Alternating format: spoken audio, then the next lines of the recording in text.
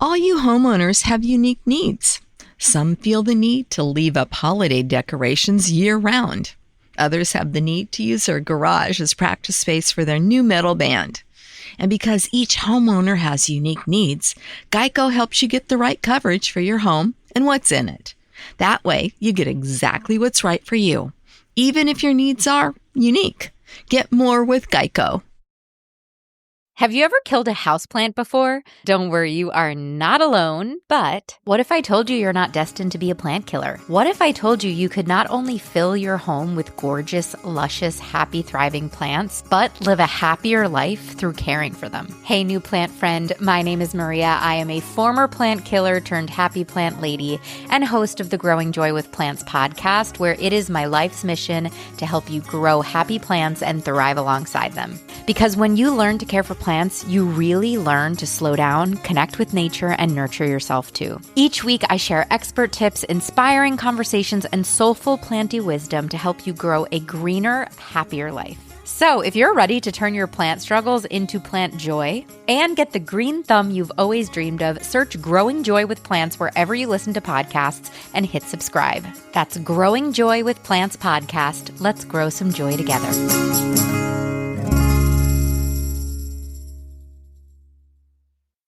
Coming up on episode 302 of Wheel Bearings, we've got the updated BlueCruise, Chevy Colorado, the Lamborghini Huracan, Toyota Sequoia, Lincoln Corsair plug-in hybrid, the new Volvo EX30, new SUVs from Lexus, the GX and TX, going for a robotaxi ride in Austin, the death of CCS, and it'll cost you more for your Tesla insurance if you actually use Autopilot. All that and more coming up next.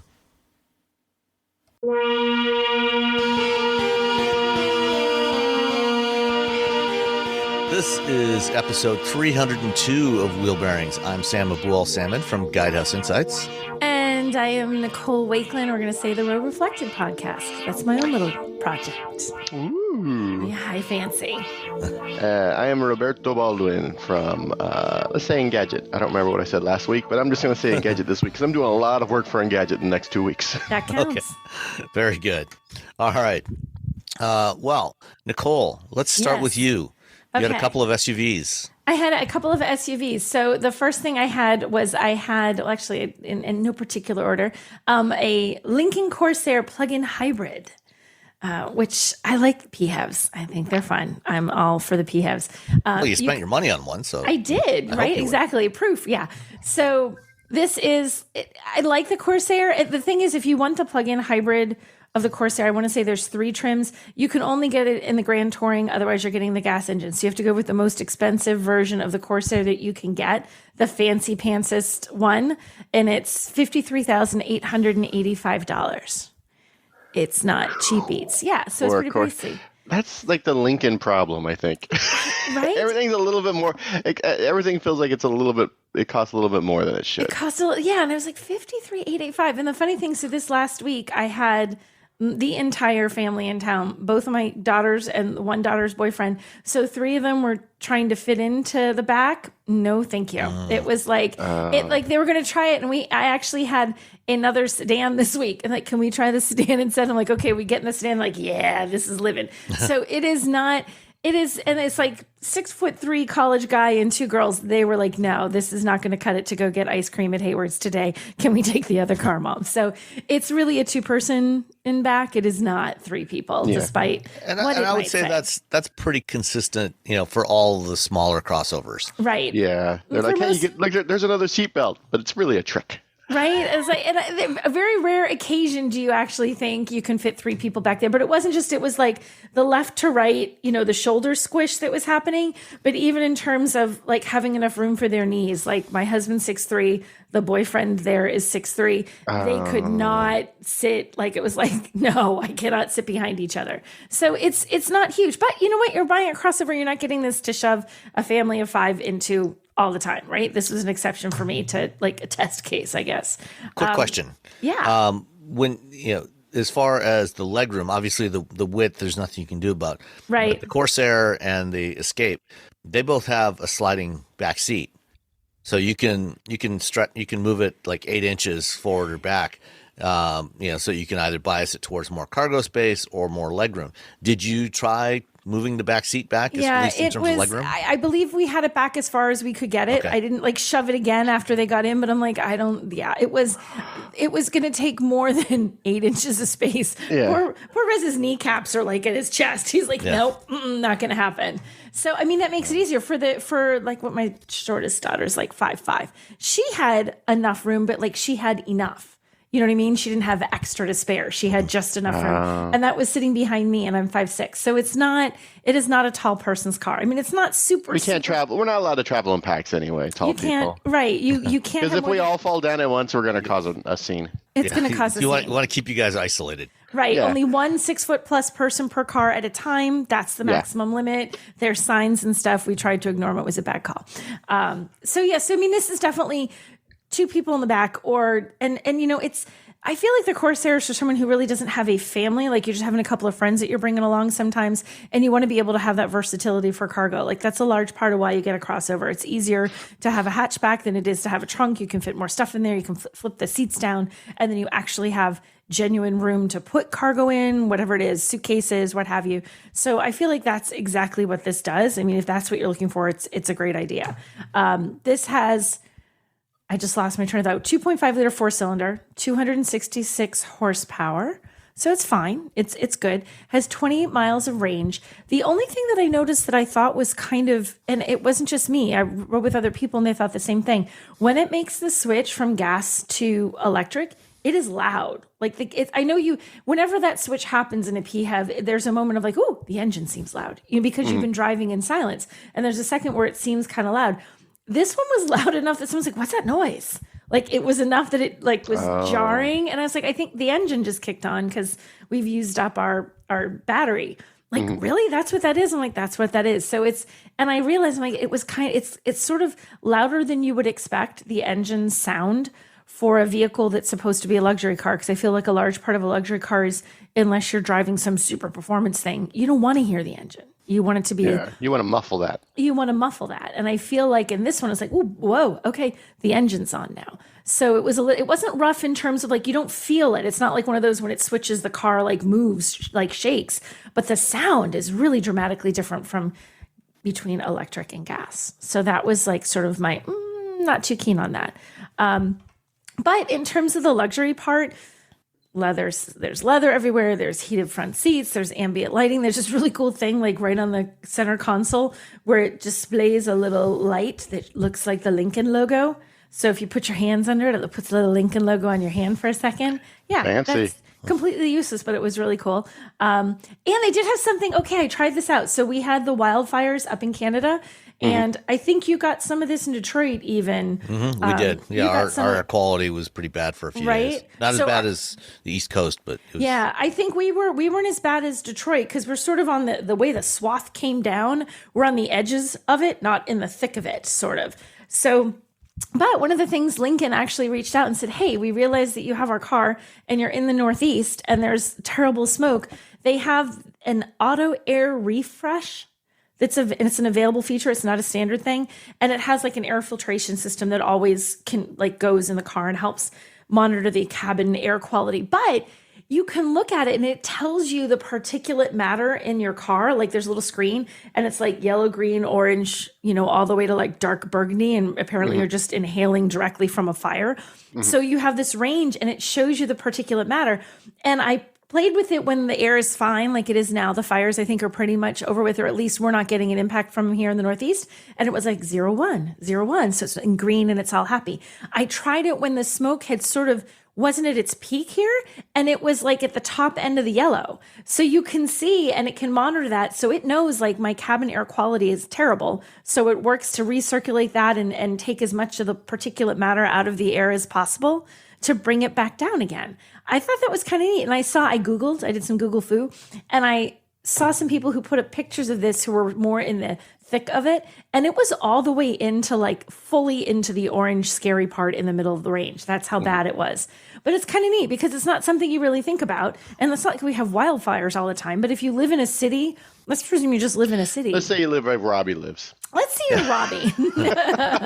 And every day is full of particulate matter. Yeah. I live in Wildfire Central. Exactly. So for me, it was an odd thing. But for those who live in a city or someplace where wildfires are an issue, it can actually help keep the air quality in your car a little better. So, of course, you're going to get out of your car and deal with whatever you deal with. But it's nice to know that you have that. I thought that was kind of neat. Cool.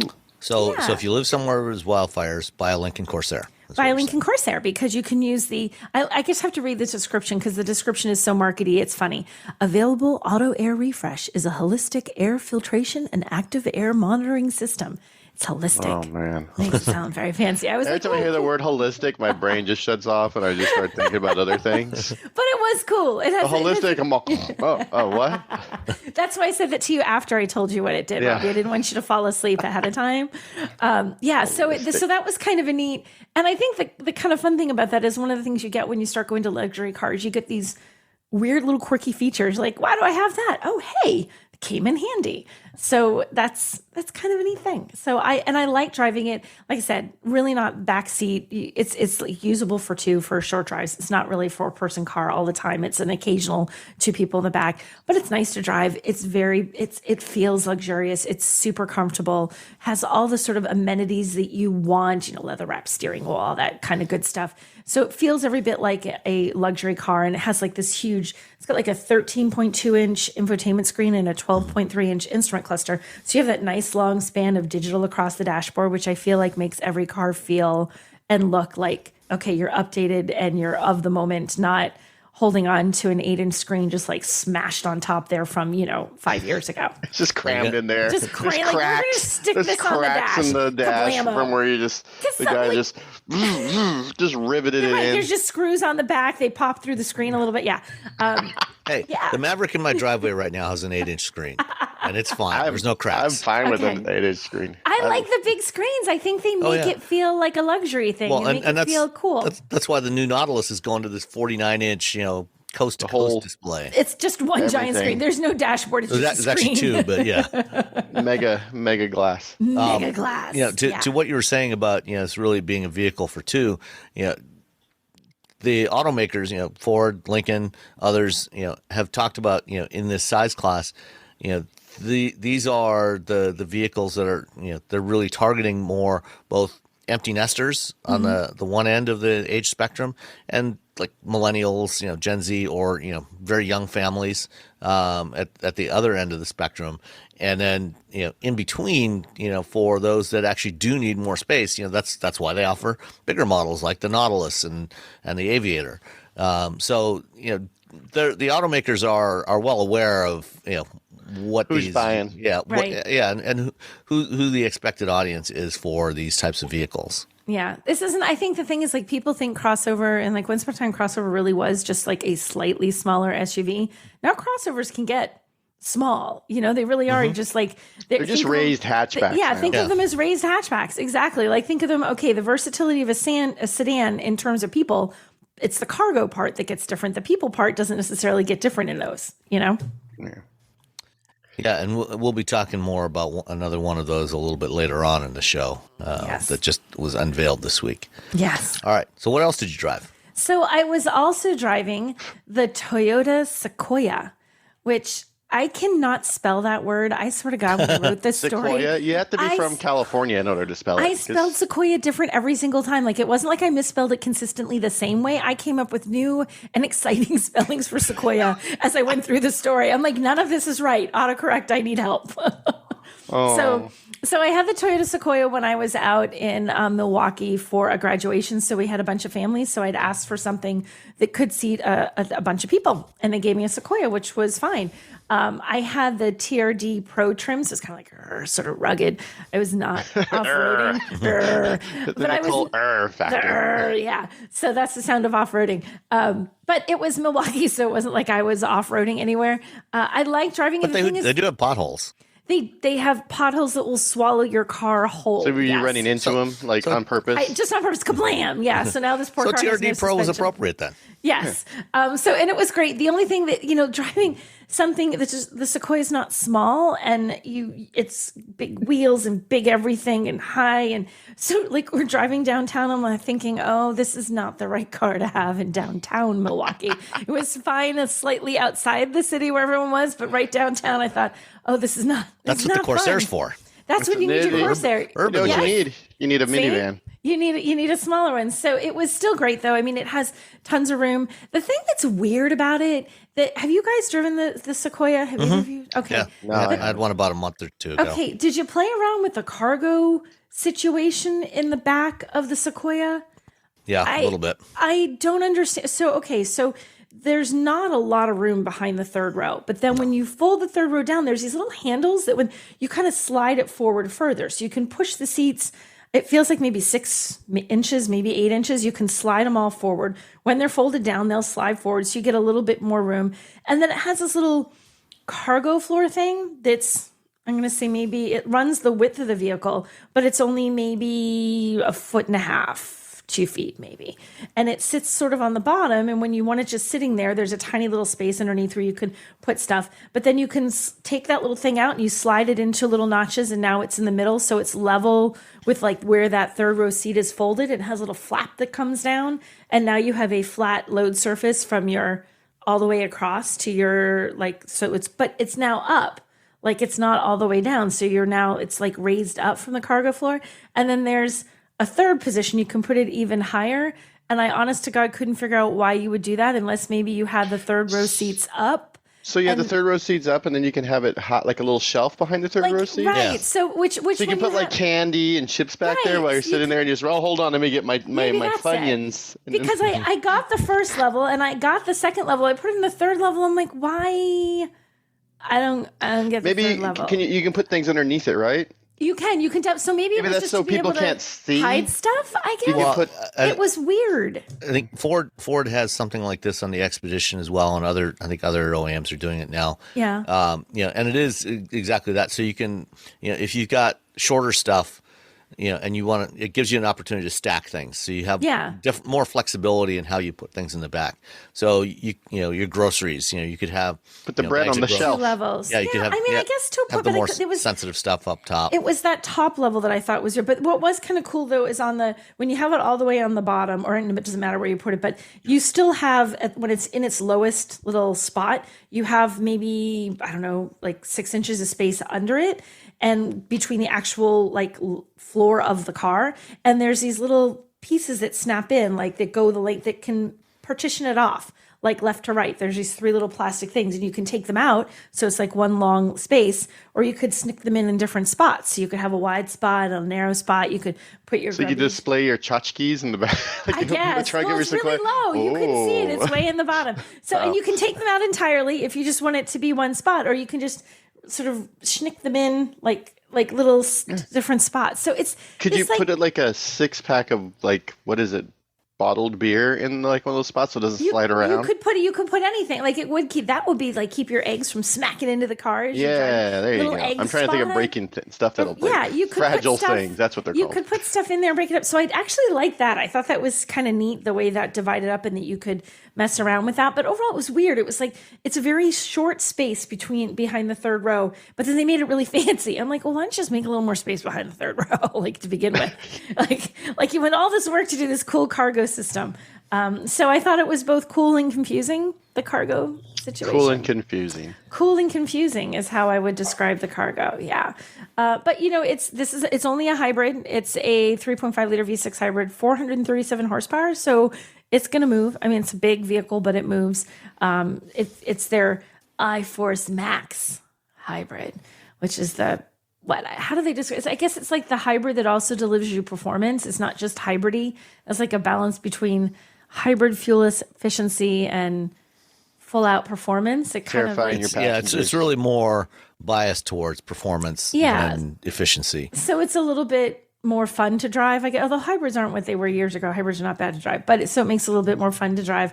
It feel like I was driving the TRD trim has cool little elements to make it look fancy off-road inside, that stitching and blah blah blah, but it's basically it's a pretty upscale vehicle when you get to the TRD trim. They also have a capstone, which is the fancy new trim they introduced with the Tundra. That's like their premium, most premium of the premium Toyotas get the capstone label. So it feels like a premium vehicle. It feels that way. So I like the Sequoia. I just feel like the cargo situation was it. If you're going to be using it for people, it's really roomy for people. That's great. But if you're using it for that, if you want to put like third row cargo behind the third row, I feel like it's wonky. There's just not enough back there, and it's kind of a funkity floor system. Yeah, I was the other night when we were in Texas. I was talking to someone from Toyota off the record, and he did acknowledge that, like, the Sequoia during the development, when they were creating the new Tundra, and this is based on the Tundra, the Sequoia program was killed and revived multiple times because they weren't sure if they wanted to build another Sequoia because the sales, kind of were hard to justify doing the Sequoia. I'm just looking at the sales figures. In 2021, they only sold 8,000 of them, and last year it was only 5,300. Wow. Because last year was, the switchover. Yeah. But 8,000 the year before. So I think that's one of the reasons why they decided, okay, we're only going to do the one powertrain option, and also the previous gen Sequoia, unlike the Tundra, did have an independent rear suspension, which made for more room in the back because you could have a lower floor back there. So it makes more comfortable seating in the third row. The new Sequoia went back to the solid axle that's on the Tundra. So again, there's some compromises. They did some compromises to try to keep the development cost, the bill of materials cost down somewhat, to help justify building it at all. I guess that's kind of what it feels like. I mean, driving it, there are parts of it that are really nice. Some of the way the materials and things are nice inside of it. It looks good. There's like a 14-inch infotainment touchscreen on the one I have. They got, things like their premium auto and Qi wireless charging. They have all this really cool stuff that's available, but at the same time, you kind of look at the versatility of it. Like an SUV that size, this is one where you're using this for people. You're using this for cargo. And it feels like it wasn't, it feels a little bit like halfway. Like it just is not. Yeah, when you compare it, especially to the GM big SUVs, the Tahoes and Suburbans and Yukons and Escalades, and even to the Expedition Navigator, it's not quite there. And like especially like if you compare it against a Jeep Wagoneer. Oh yeah, it's not quite in the same ballpark. So I think this is not going to be a huge boost in not likely to be a huge boost in sales to Toyota's bottom line. Yeah, I agree. So how much was your Sequoia? Oh, I didn't have a Monroney on my Sequoia, so Mystery Sequoia. It's a mystery Sequoia. Shoot, and I didn't wait. I thought I had the pricing in front of me, and now I can't find it. Hold on. Free. Hold on. Everyone gets a free Sequoia. If you can spell it on the first try, you get it. They just give it to you. I don't even know what the base pricing is. I don't have it. I'm terrible. The Sequoia starts at $60,000 for the SR5, and you had a TRD Pro. I had the TRD Pro, so it's going to be a chunk more than that. It starts at $77,565. That's so too almost much. $78,000. When you add in your delivery charge and everything, you're looking close to $80,000. See, would you pay 80? You drove it, Sam. Would you pay $80,000 for that car? No, I don't think so. No. Yeah. If I was going to spend $80,000 on a full size SUV, the Sequoia would not be my first choice. Yeah. And I feel like I'm kind of slamming it. Like it was fine for what it was, and you can go off road and you can put people in it, and it's durable and looks good and all that. But I'm just like, it's not all there. Like it doesn't have independent rear suspension, so every person in the third row is like, oh god. Oh yeah, all those potholes, the potholes you're mentioning that could swallow a car. Oh my gosh, you felt them, man. You felt those potholes. And as a hybrid, it doesn't get particularly good fuel efficiency. I think I got like 17 miles per gallon with it. Yeah, it says the EPA combined is 22 miles per gallon. Yeah, but I've never gotten close to the EPA numbers for either the Sequoia or the Tundra. And 22 hybrid. is not great. Yeah, and the Wagoneer, for example, in that same price range, even though the Wagoneer doesn't get great fuel economy, I think I would take the Wagoneer with especially the new one with the Huracan inline six. It gets comparable fuel economy to this, and it's not even a hybrid.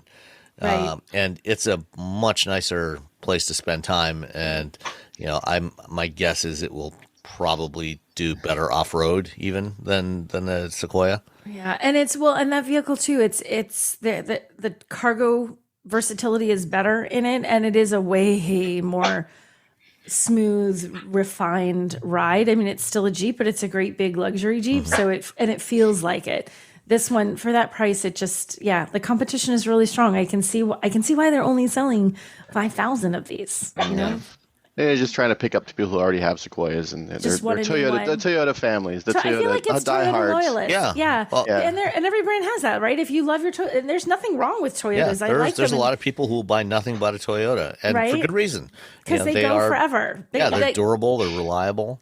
You get rid of the Toyota because you've just grown tired of it. It will never give up on you. It will gave it to your child or another family member. You're like, it's time to hand it on, or I need to go from a sedan up to an SUV or whatever. It's not like, oh, my car died. It's like, I have decided I'm done with it. I will hand you on to the next more or less individual. space. Yeah, it's not because the car ever fails on you. It's just your life circumstances have changed and it no longer works for you. Yep. Smartphones have gotten way more expensive over the past decade, and all it takes is one impact on a hard floor to make you wish you had spent a few bucks to put a case on it. Going online without ExpressVPN is like not having a case for your phone, and it only costs a few dollars a month. Nicole, Robbie, and I travel a lot for our work, and we spend a lot of time in hotels, coffee shops, airplanes, and of course the Delta Sky Club. Connecting to the Wi-Fi in any public places with shared Wi-Fi puts your data at risk because bad actors could be intercepting what you send and using it to steal from you. It only takes some cheap hardware to intercept Wi-Fi data, and even a smart preteen can do it. Hackers can make up to $1,000 per victim selling personal information on the dark web. ExpressVPN stops the bad guys by creating a secure, encrypted tunnel between your device and the internet. ExpressVPN uses state-of-the-art encryption that would take a supercomputer up to 1 billion years to crack. I have ExpressVPN on all my devices, including a MacBook Pro, Windows laptops and desktops, and Android and iOS phones and laptops, or tablets. When I want to be secure, I just launch the app, click once to connect, and my data is secure. As I said, I travel a lot for my work, and I have to connect to countless public Wi-Fi networks in many countries. I have ExpressVPN on all my connected devices so that whoever else is on the same network can't see any of my data. That's important because I often have to check banks, credit card accounts, and transmit client data that might be sensitive, as well as filing articles on news that might be under embargo. ExpressVPN protects all of it, and I've been paying for my own account for years. Secure your online data today by visiting expressvpn.com/wheelbearings. That's expressvpn.com/wheelbearings, and you can get an extra 4 months for free. expressvpn.com/wheelbearings. Between client meetings, managing your business, and everyday tasks, who has time to worry about website hosting? With Kinsta's managed WordPress hosting, you don't have to. They handle the technical stuff, delivering lightning-fast load times, enterprise-grade security, and 24/7 365 human-only support. Simply switching to Kinsta could make your site up to 200% faster. Kinsta's custom dashboard makes managing sites easy, with powerful features designed to save you time and effort. Plus, their free expert-led migrations ensure a smooth transition. Ready to see why Kinsta is trusted by thousands of businesses? Get your first month free at kinsta.com. That's KINSTA.com. Kinsta, simply better hosting.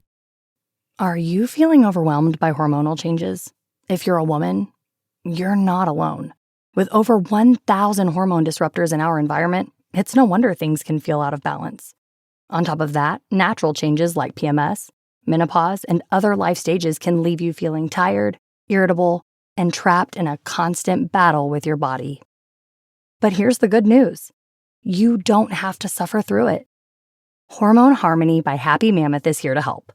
This herbal formula fine-tunes your hormones, balancing estrogen, testosterone, and even stress hormones like cortisol, which can contribute to weight gain, racing thoughts, poor sleep, and more. With over 40,000 five-star reviews and a bottle selling every 24 seconds, the results speak for themselves. Ready to feel like yourself again? For a limited time, get 15% off your first order at happymammoth.com using code NEXTCHAPTER at checkout. Visit happymammoth.com today and get your old self back naturally. Did you know you can support Wheel Bearings directly? Head to patreon.com/wheelbearingsmedia and you can become a patron today. Your contributions will help fund the platforms and tools we use to bring the podcast to you. And exclusives and improvements are already on the way thanks to your generosity. So if you want to be part of an automotive podcast like no other, head to patreon.com/wheelbearingsmedia. We've updated the Wheel Bearings merch store, and now there's a whole bunch of new choices, new colors, new styles, t-shirts, sweatshirts, hoodies, hats, mugs, travel mugs, stickers, aprons, tote bags, you name it. You can get your Wheel Bearings merch at shop.wheelbearings.media. Go check it out. That's shop.wheelbearings.media. All right, Robbie. I drove 2 cars this week. I'm going to talk about the very exciting They're both version. really boring, right? Yes, this is the exciting one. The Chevy Colorado Trail Boss. It's it's an all-wheel drive crew cab, the 2023. It's a truck, all right. It's a truck. So I got into the car the other day, and I'm adjusting, the seats and the mirrors and the side mirrors and the steering wheel, and then I realized that this $41,000 vehicle, it started with the base price of $37,000. It doesn't have a telescoping steering wheel. That's an odd Really? And I'm just decision. fighting with it. I'm like yanking on it. I'm just doing anything. I'm like, is it Ripping it out. I'm looking for another, is there another level? Is there another lever? Is there like a thing that I'm not? Nope. And so then I bust out the owner's manual. I see nothing about the owner's manual. I'm just like, okay then. So I don't have, so I'm not straight arming it. I have to move my seat a little bit forward. So now my knees are bent more so than I would like, because I have long arms and long legs, and You're gangly. yeah. So yeah. So all right. So okay. So you go past that, driving it around. It's fine. It's the problem is that it exists in the world with the Toyota Tacoma. That's its issue, is that it exists in the world where, if I was driving this and then I got into Tacoma, I'm like, well, why would I even drive this? Why would I buy this? Why would I buy the Colorado over the Toyota Tacoma? And Did you come up with an answer? Is there a reason to buy it? Not really. I mean, well, okay, maybe. So it does have it has Android Automotive, so it does have Google Maps in it. Okay. And you can say, hey, Google, take me to here, take me to there, do this, do that. So that's nice. So I think that's, I think. And I know GM's like, oh, we're getting rid of CarPlay. We've already had that whole discussion. Right. And part of that is because of Android Automotive, and they want to be able to say this is better than using CarPlay. And it's not yet, especially not for a lot of people. But it's Android Automotive does make it a much better system. So that's nice. And I could drive over things, so you always got that going for you. It gets about 19 miles per gallon combined, 21 highway, 17 city. So it's about what you would expect from a raised mid-sized pickup truck. So it's not, it's not horrible, but it's not great. It's got a 2.7 liter turbo, and when you're driving, you can hear the turbo spinning up. So that's kind of cool. That's fun. You can hear that noise. That's the turbo noise. I got that. That's the sound of a turbo. In case anyone's never driven one, that's exactly what it sounds like. Exactly like that. It just sounds like someone's underneath the hood, just like sucking air through their teeth. No,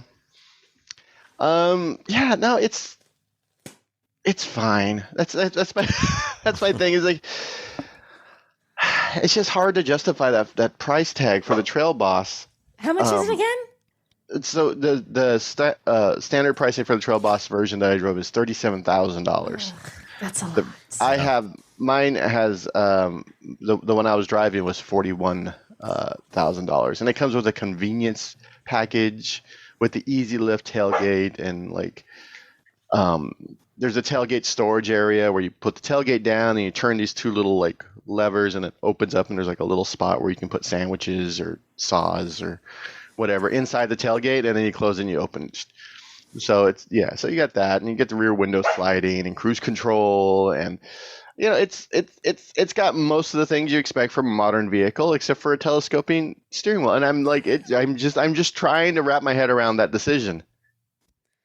Like, that feels like a weird place to try.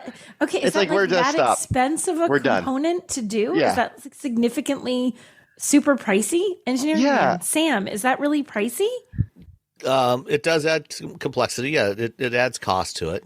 Although, on a modern vehicle, something that's launching in 2023, that price point, it seems kind of inexcusable not to have a telescoping steering wheel. Like if it was like a $20,000 truck, if it was like Chevy's like Ford Maverick, and I got into the Ford Maverick has a telescoping steering wheel. I know. I would give it a little bit of I'd be like, and you know what else the Maverick comes standard with now for 2023 that it didn't have when it originally came out? What? Cruise control, which does not come standard on the Colorado. It's such a weird. There's so many weird decisions made with this vehicle. It's just like GM is nickel and diming you with this truck, and then you're just like, why would I buy this over? I would get a Maverick before I would get this. Yeah, and the Maverick's smaller. Andre at TFL Trucks, he bought a Colorado, bought one of the first ones like a month or two ago, and they have a video that he put up. Him and Roman did when they first got it, and he mentioned both of these things: the non-telescoping steering wheel and the lack of cruise control. As standard, really? He bought a base level Colorado. This is just his personal car that he bought? Yeah. Okay. And he was a little miffed because he didn't realize it didn't come standard with cruise control. Oh. So what made him, did he say why Colorado? What made him buy that in the first place? I mean, the TFL guys, they buy new vehicles. They buy a lot of vehicles. Yeah. Okay. And they buy them and then sell, and do all kinds of testing with them for several months and then usually sell them so off. So this is one of the ones you're just going to use. Okay. I wasn't sure if this this is one that he bought for himself as a personal vehicle, but they're also shooting videos with it. And he's probably going to sell it. Yeah. He was kind of miffed that it didn't have cruise control or the telescoping wheel. Yeah. It feels... I don't want to say it doesn't have. Well, this is one of the weird things that GM has done for a long time. They make some very strange product decisions that they do a lot of stuff really well, and then they will decide to nickel and dime on something like the steering column or the cruise control. And one of my big complaints over the years has been some of their decision, especially over the last 5 or 6 years, around their driver assist features, where other manufacturers are making, things like radar adaptive cruise control, like Toyota, for example. It's pretty much standard on all trim levels on almost all their models. Even on, Cadillacs, they didn't come standard with that. So yeah, it's kind of the way GM has been for a while now. Yeah, it's a very weird decision because I feel like you could do this in the 90s or early 2000s where people just weren't researching the hell out of their vehicles before, where they could find out the minutia of everything that's going on in their vehicle. Now someone can just get on a podcast, or they can go to TFL, or they just look on Twitter, or they can find out that this thing doesn't have these things, and you're like, well, why would I buy this over the Ranger, or why would I buy this over the Tacoma? And so it's a very, driving it around, again, it's fine. It does all the things you're supposed to do. I didn't have a chance to take it off-road, unfortunately, which is always sort of a bummer whenever I get these off-road versions of the vehicles, because it's a 2-hour drive to the off-road place, and then I got to drive around and 2 hours back. And I just don't have time. Unless it's like a hive, unless I'm doing a video, I'm not going to drive for 5 hours just so I can say, hey, I took it in the dirt. 5 hours there and back, 5 minutes in the dirt. That doesn't make sense. Yeah. It's not a, yeah. So yeah, that's my big takeaway for the Colorado. It is, if you're a huge Chevy fan, if you have a Colorado and you love it and you love the way it drives, you like the idea of having a turbo in your little truck and that you can hear, and you don't care all that much about telescoping. steering wheel.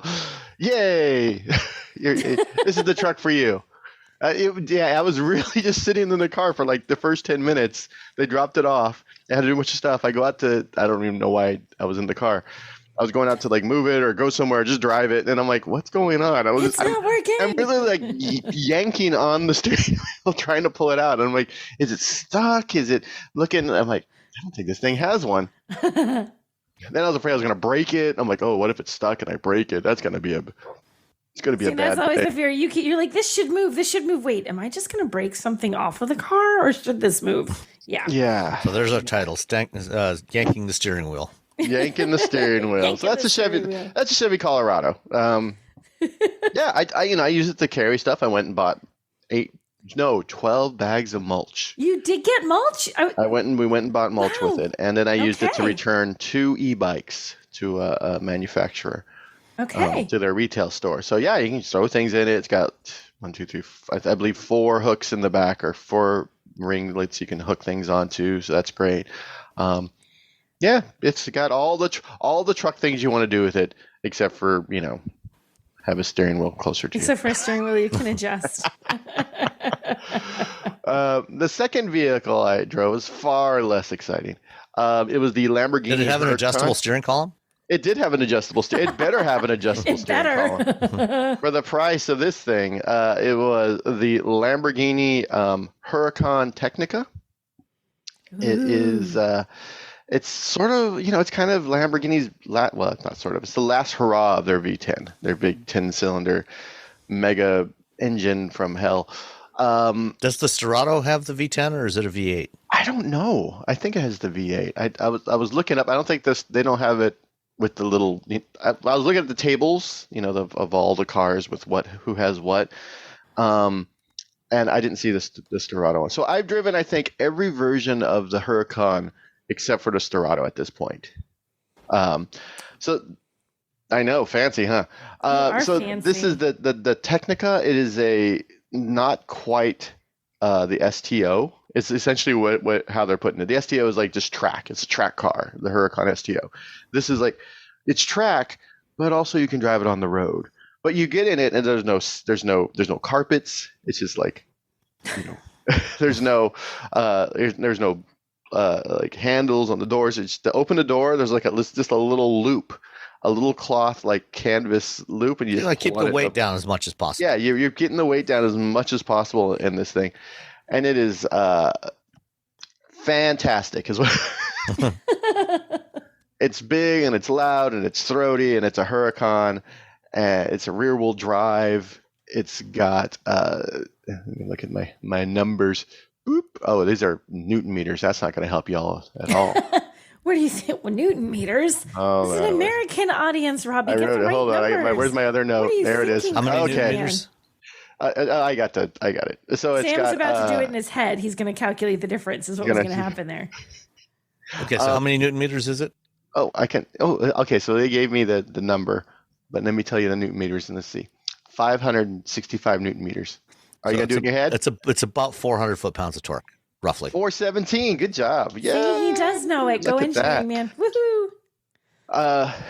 Yeah, no, it's really fun to drive. It's only 3,000 pounds. Well, actually, they put 3,040.175 pounds. That's the drive. Could it be a little bit more precise? That's dry weight without instead of these willy-nilly estimates. 175 pounds. That's when you rip everything out of the vehicle. Well, you know what that is. They weighed it in kilograms and then just did the conversion and just put copy and paste. 175. Didn't even bother to maybe we should adjust this and not round it that way. Nah, give them the exact number. We're a precision company. Wait. Okay. So what was that weight again? 3,040 and 0.175. 3,040. That's dry, and that's dry weight. That's not with the bits in it and whatnot. So yeah, that's exactly 1,379 kilograms. See, all right, that's so what it's they 1,000.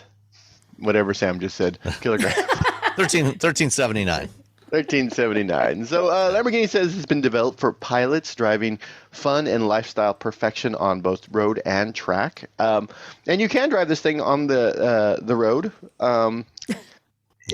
Street legal, but it is street legal. It is street legal. It is also, if you have a bumpy road, you're going to feel all those bumps.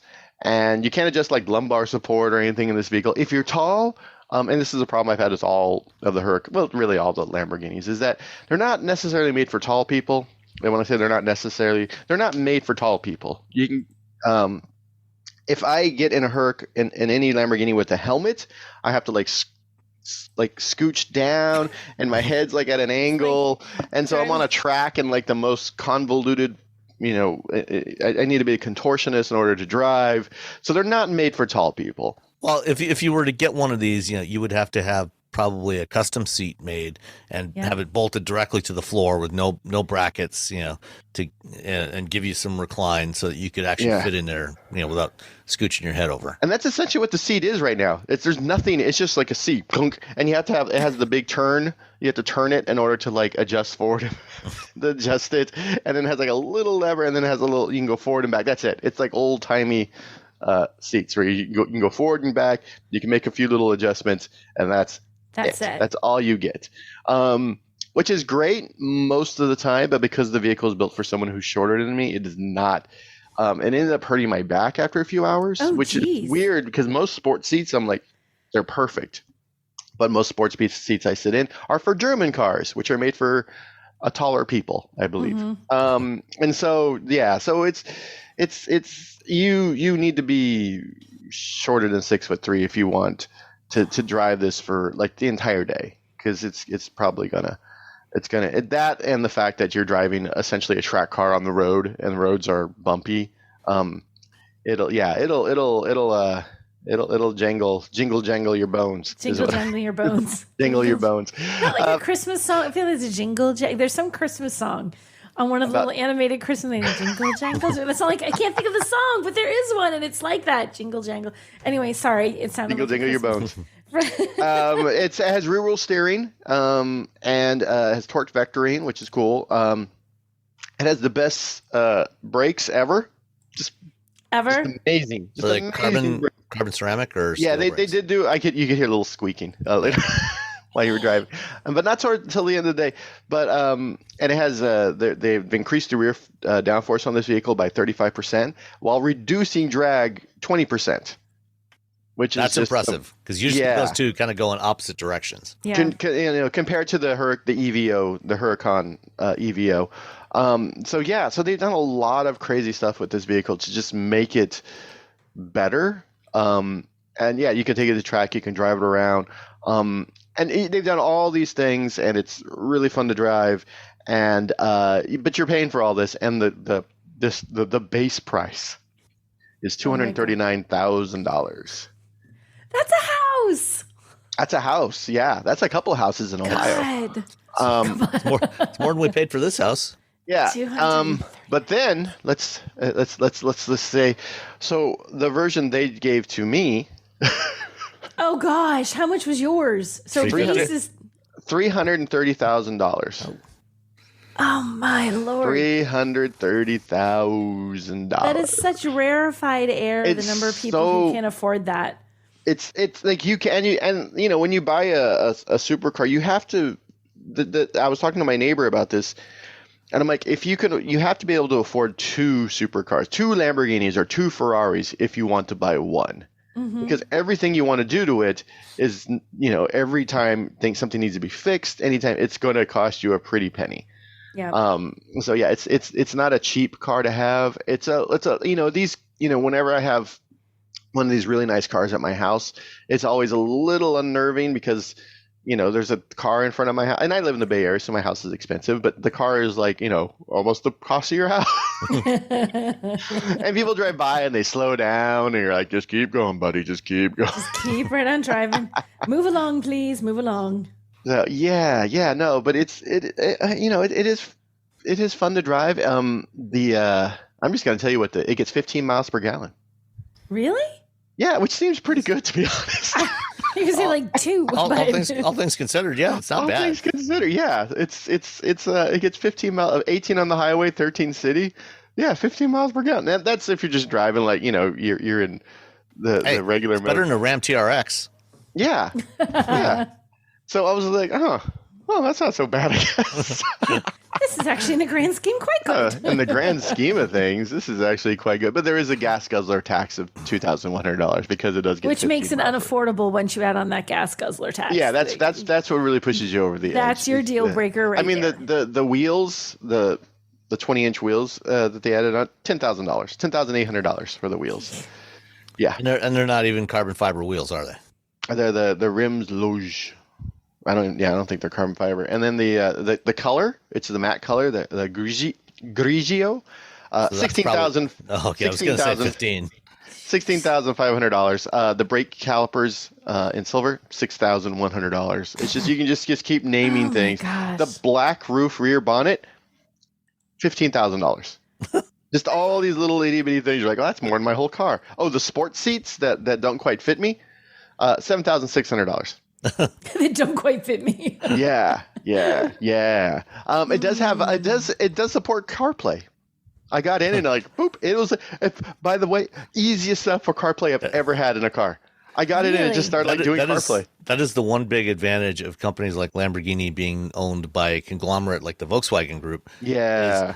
You don't have to settle for, this nonsense, little trivial stuff, because they can just pick that off the parts bin shelf, from the VW Group. Like the Urus is essentially the infotainment system in the Urus is just a reskinned version of Audi's MMI, which is you're like, oh, okay, that's great.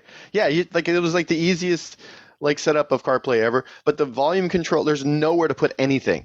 Like you can put a phone and then another phone, and that's it.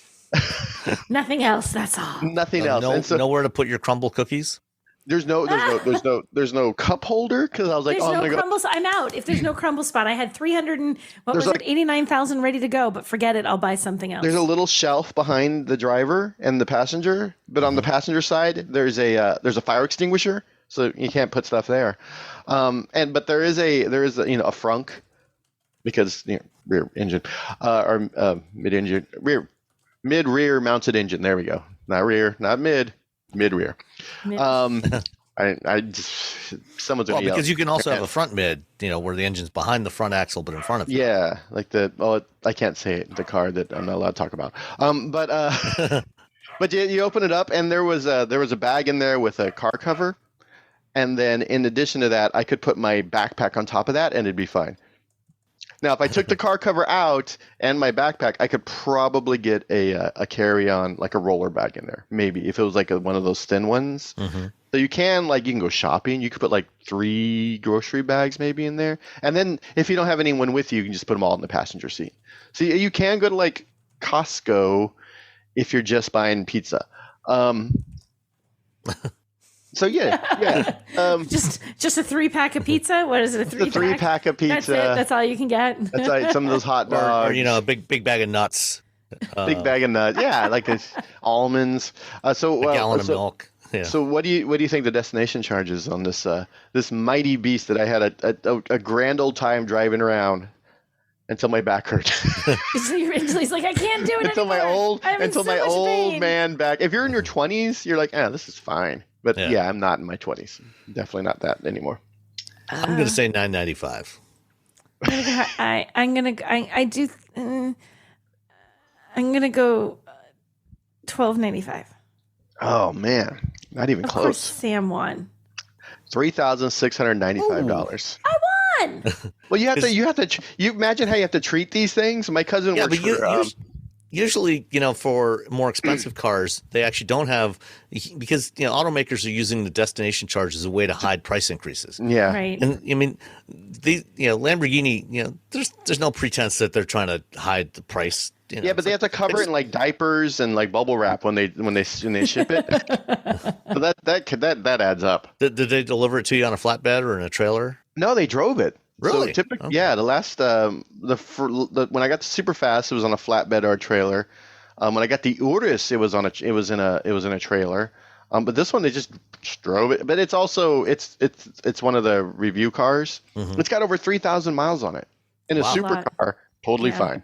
Yeah. Which is great because 10, 15 years ago, if you had 3,000 miles on a supercar, you might as well Time for a just complete It was rebuild. done. yeah, you got to rebuild that thing. So that's nice. So yeah, that's the benefit of being owned by the Volkswagen Group is like, oh, we can, use some of the stuff we've learned from the other people and make our engines a little bit, last a little longer. Just hang out So, for yeah. a little while. So if you're rich and you actually are a person who this is not a poser car. This is not the I bought a Huracan and I'm going to the club.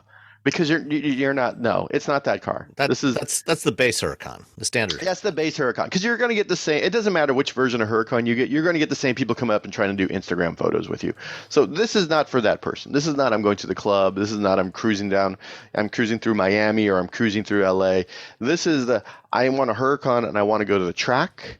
And but I also want to be able to sort of just drive it around and have some nice, some fun on some back roads. This is for people who are not quite ready to sign up for the Lamborghini Super Trofeo series. Yeah. But because they run modified Huracans, but you still want to take it to track days and just have some fun with it. Yeah. This is that's what this car is. So if you're listening to me and you're a person who just wants to have the Huracan because it looks cool, do not buy this version. Save the money, save your spine, because you're gonna get in it and you're gonna be like, oh, there's no carpet, there's no this, there's no that, there's no that's all. It goes faster. That's you don't need all that when you're going fast. Get the base Huracan. Everyone else in the world is going to be like, oh my God, you got a Lamborghini, and that's all that matters. That's it. Or if you want to drive a Huracan in Detroit, get the Serato because that's the off-road Huracan. Oh yeah. Do not drive this in. Half the time I'm like slowing down. I was going around the back roads, and the ones near my house are really bumpy. If I go to Marin, they're much nicer. But I'm just like driving up. I got to slow down because I know there's a dip here. Up, I got to slow down because I know there's a this here. Up, I got to. And it didn't help with the the rains this year. Also, kind of messed up our roads a bit. So yeah, there you go, Huracan. Very good. You need a V10. Yep. Zoom. All you homeowners have unique needs. Some feel the need to paint their door a vibrant shade of blue. Others have the need to decorate their bathroom with fish, anchors, and other nautical items. And because each homeowner has unique needs, Geico helps you get the right coverage for your home and what's in it. That way, you get exactly what's right for you, even if your needs are unique. Get more with Geico. So I had something slightly less exciting than that. I had, again, a Ford Mustang Mach-E. It was a premium all-wheel drive extended range. And I've driven this configuration before on a couple of different occasions. Still really like the Mach-E, still a really good EV. But I got this one again because Ford has finally started sharing cars with the version 1.2 of BlueCruise, and I wanted to try it out. And as we've talked about here in the past, I was not a big fan of Ford's implementation of BlueCruise. I thought, compared to GM Super Cruise and even Nissan's ProPilot 1.2 or 2.0, it was not as good. The new version, this latest version of BlueCruise, is much, much better. It's a significant upgrade from what they originally shipped. That said, I still don't think it's as good as Super Cruise. Oh, okay. It does getting better. Yeah. I mean, earlier this year when we talked with Kelly Funkhauser from Consumer Reports, we talked about their study they did on ADAS systems and how they rated BlueCruise above Super Cruise. But one of the things that we learned from that discussion that was not in any of the stories that about that, including Consumer Reports' own article that they published, or any of the other media reports about that study, was that something that Kelly shared was that they didn't actually evaluate the hands-free capabilities. They were only really evaluating the hands-on system, the capabilities of the systems, and for that BlueCruise did do better than Super Cruise because it kind of has a seamless transition between hands-off and hands-off or hands-on modes. That is still the case. In that one case, I would say BlueCruise is better than Super Cruise. But when it comes to hands-off, it's still not as capable, still doesn't handle things quite as well as my experience with Super Cruise a few weeks back in the Cadillac CT4. So things that they've changed for this time. They've now added predictive speed control, which was one of my big complaints about the first one. So with predictive speed control, the system's using the map to look ahead at the road. And if you're approaching a curve that's a little bit too tight a radius for your speed, it'll automatically slow the car down a little bit as you approach that curve, and then resume your previous set speed as you exit the curve. GM has had that in Super Cruise since 2017 when they originally launched it. The original version of BlueCruise did not have it. This one has it, kind of.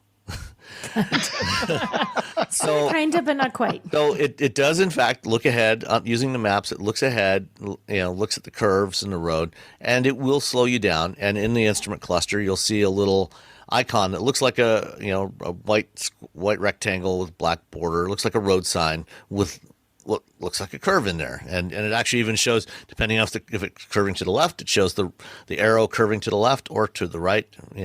So that's nice, and it does slow you down just the way Super Cruise does, but it still also asks you to put your hands back on the wheel. Why? Why? I did talk with Sammy Omari earlier this week. He's the head of ADAS development at Ford, and also CTO or CEO of Latitude AI, which is their new subsidiary that they started to develop level 3 systems. And he said, yeah, there's still something they're still working on that. Future versions might get away from that. But for now, for safety, they still want drivers to put their hands back on the wheel if they're approaching a tighter curve like that, even though they're slowing the vehicle down for you automatically. Okay, it's better, but there's still work to do. Another thing that they added for this new version of BlueCruise is lane change on demand.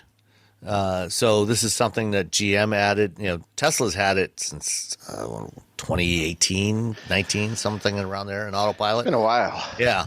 And GM added it in 2021 with their second gen Super Cruise that started on the Escalade.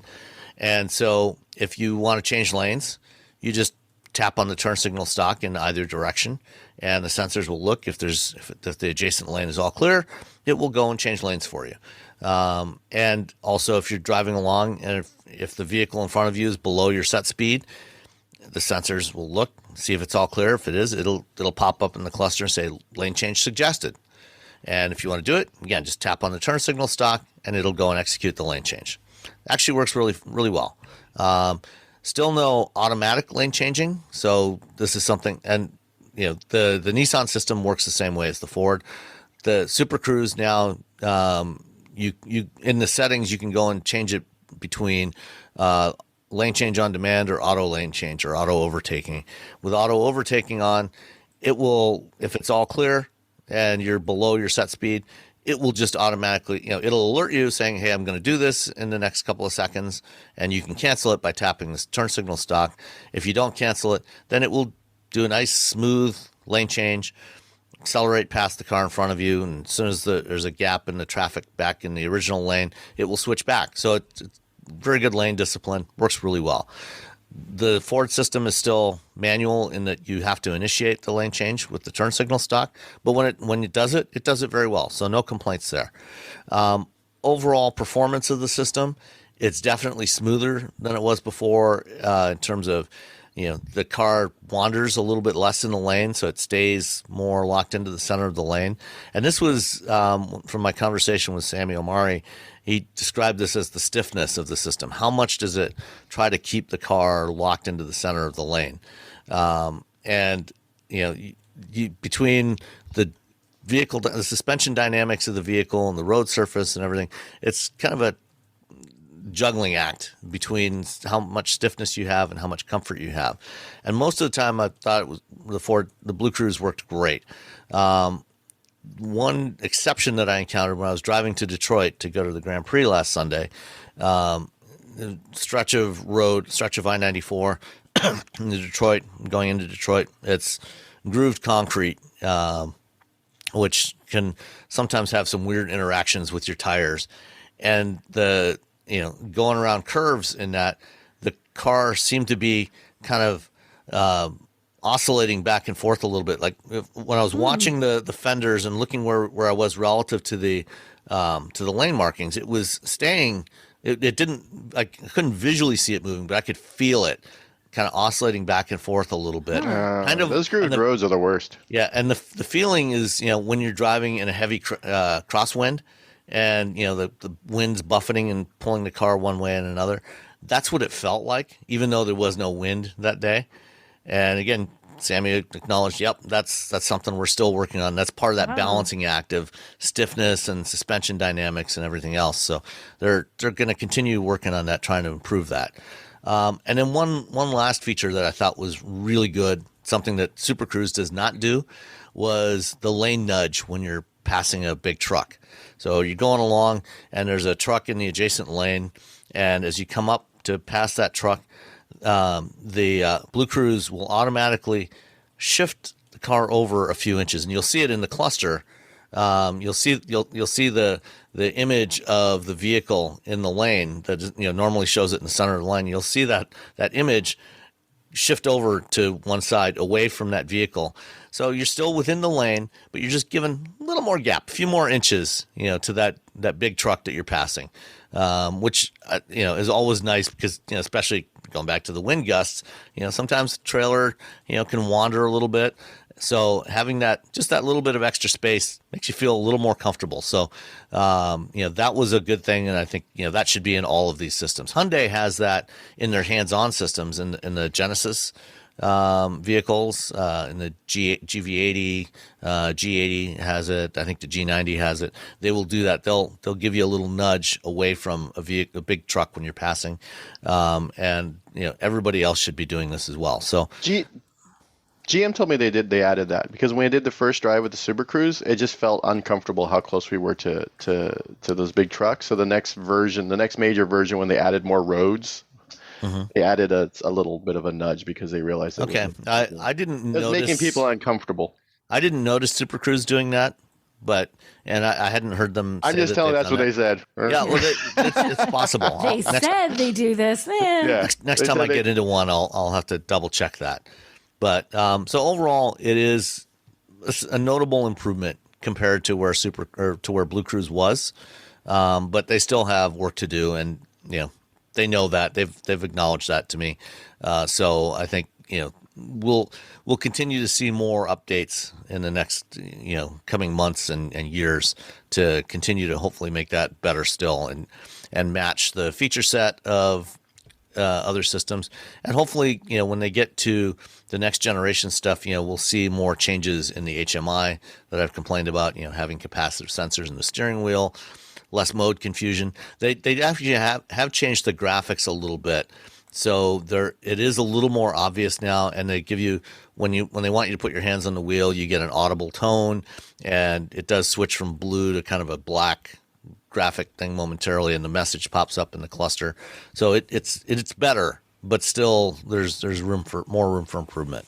So yeah, fair. Yeah, getting there.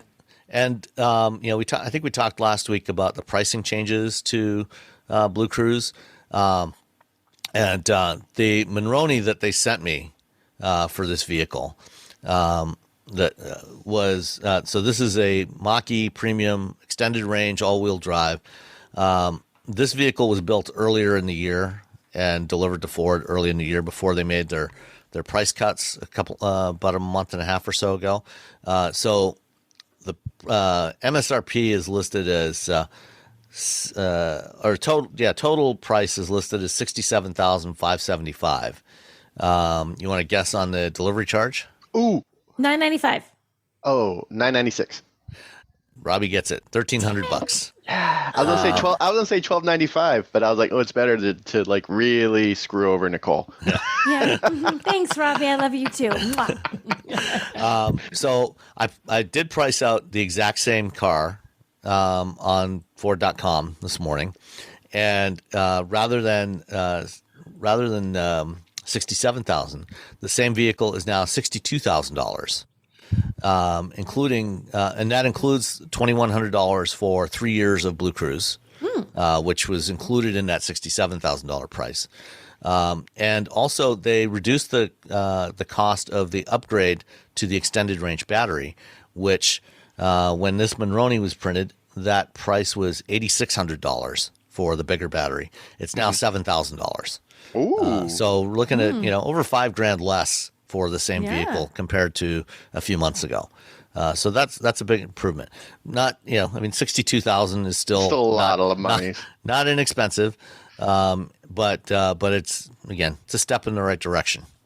Yeah, because we remember we thought parity between EVs and cars would happen in like 2022, Right. and then there was this whole like pandemic thing, and then then we had like you couldn't get anything to build cars, and it was a whole mess. So now I don't know how far parity is off, but not yet. It's still, it's just a moving target. It's like parity is like the new solid state battery. It's always a few years away. Yeah. And one of the standard features, of course, is a tilt and telescoping steering column. Ooh, Robbie, it's for you. Well, it's a $60,000 car, so. Yeah.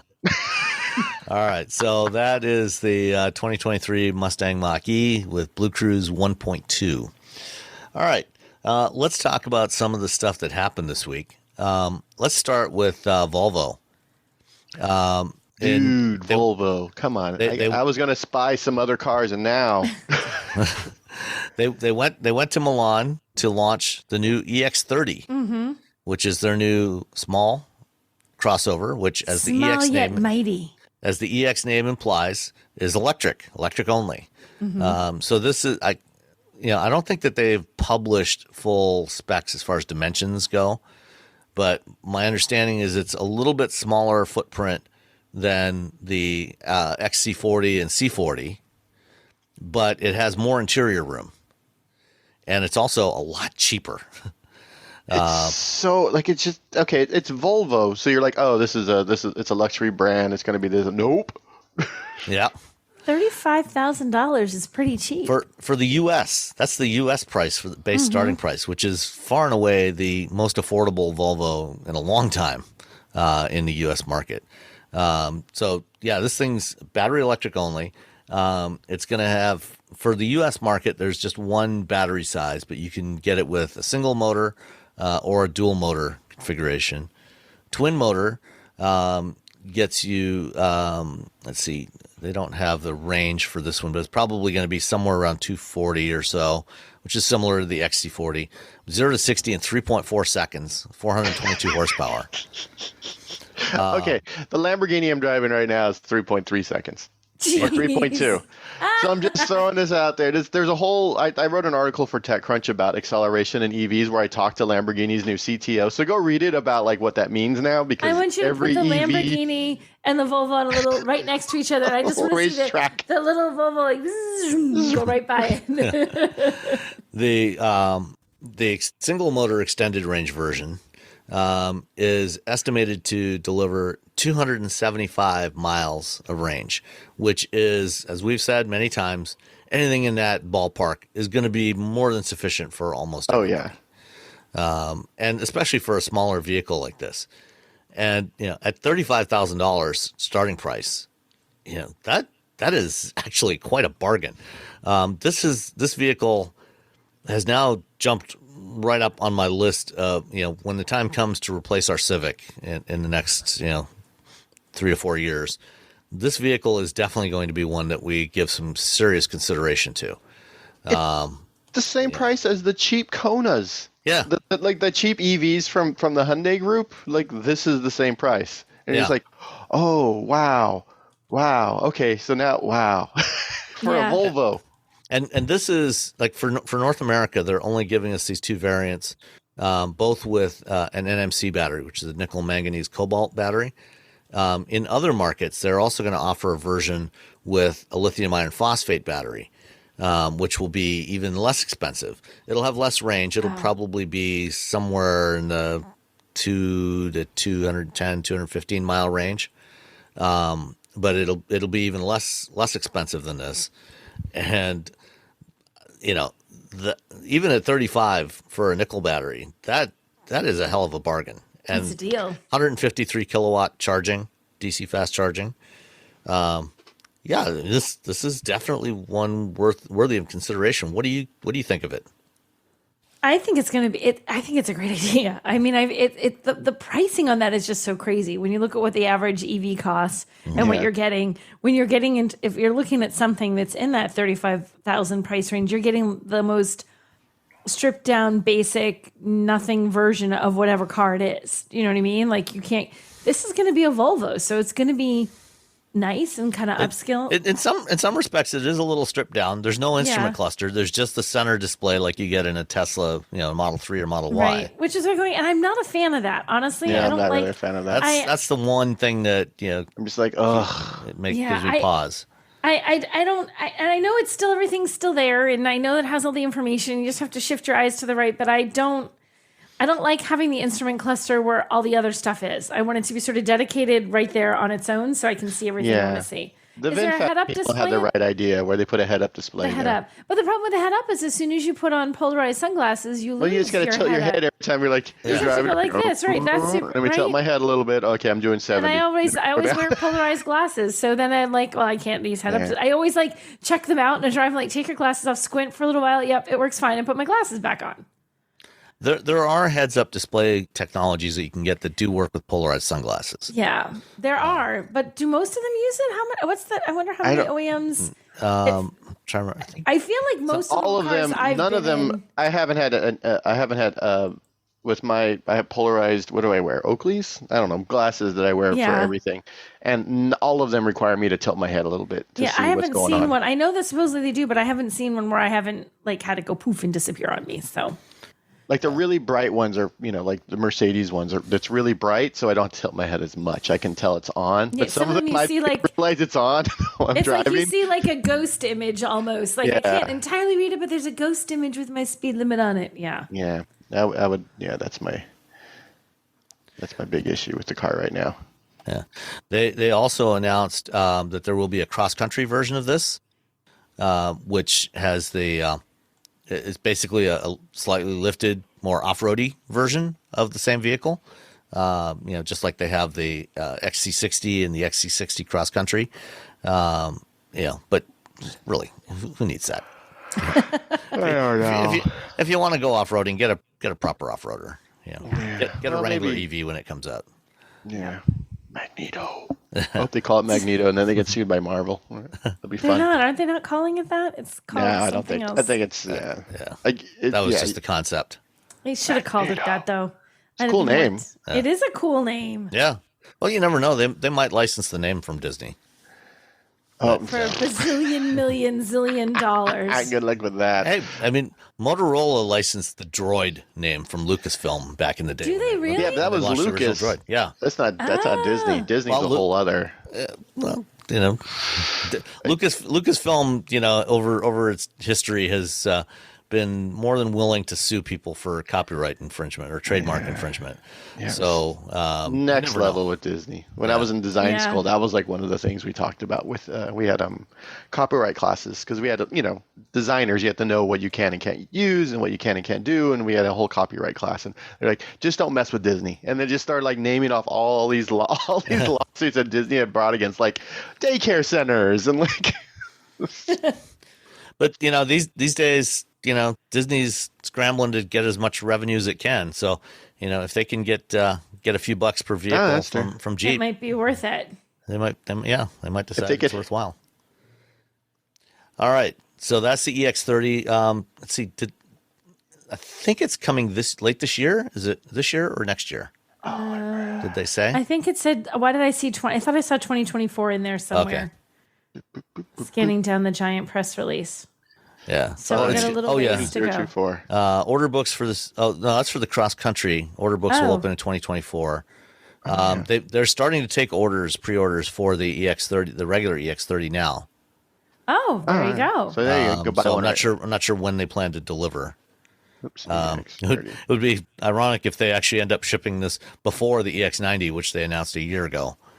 Which is delayed now because they have of software problems. issues of some kind. Did they ever elaborate what their software issue was, or is it just a big mystery? It's just a big mystery.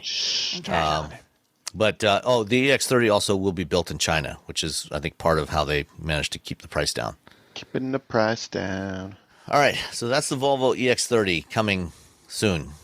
Soon. Ish. Yeah.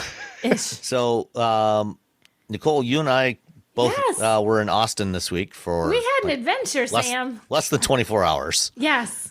So we went to Austin at the invitation of Lexus to see two new SUVs that are launching.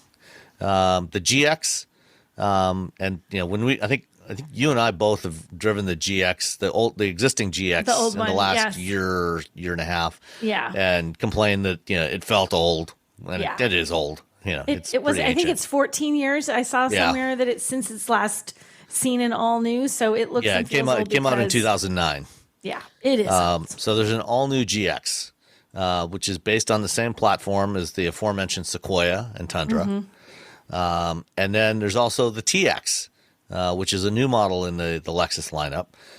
After making an attempt to slightly stretch the RX in its previous generation to add a third row, they decided, no, let's just do a proper 3-row utility.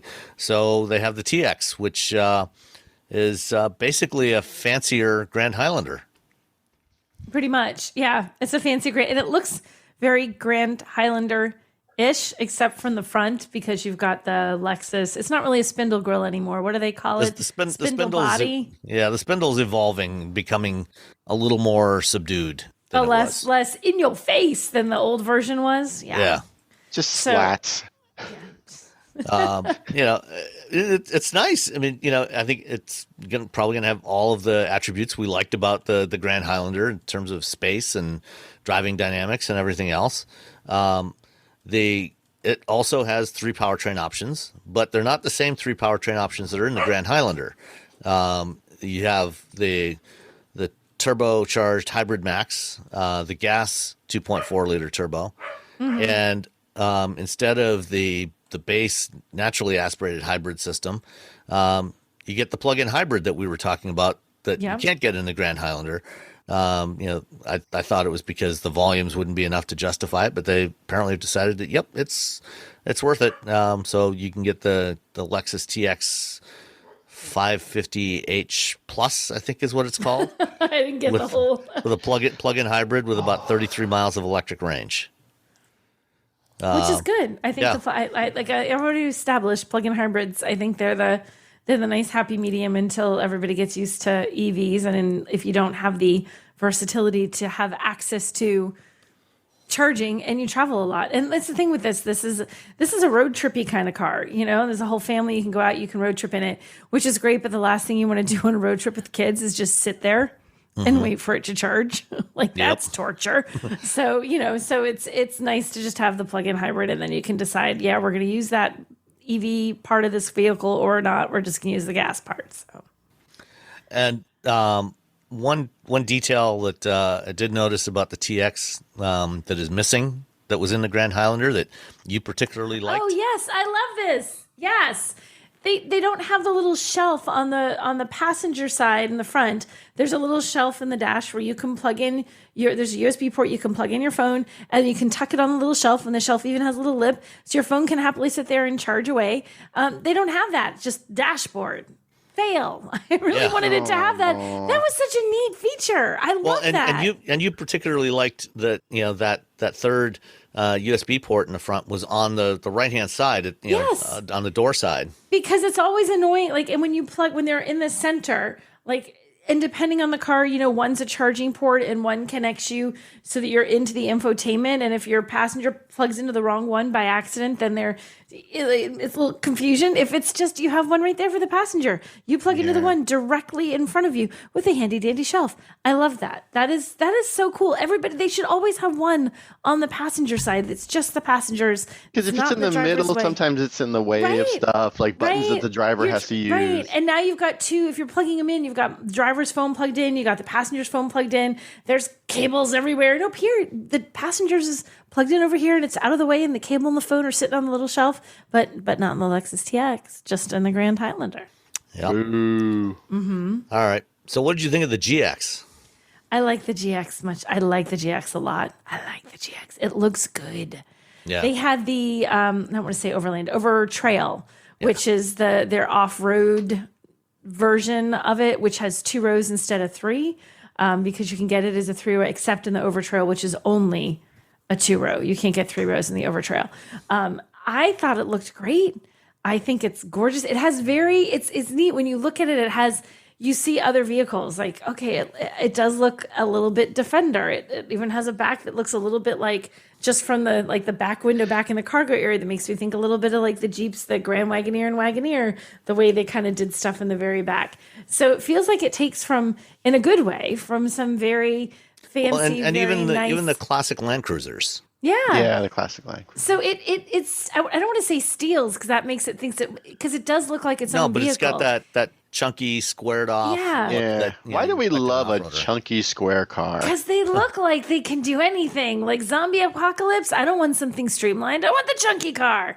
So I feel like that's what this one does. I love how it looks. I don't know if I would think that it's going to be people who have a GX. We talk to people who stay with Toyota and just want another Toyota and are going to buy the Sequoia. I feel like anybody who liked the GX, who's like, I want another one, they're going to love this one, because it's such a difference. It's a big step forward. I'm excited about it. I can't wait to drive it. I think it looks amazing. Yeah, I think clearly I think this thing is targeted directly at the Land Rover Defender. That market.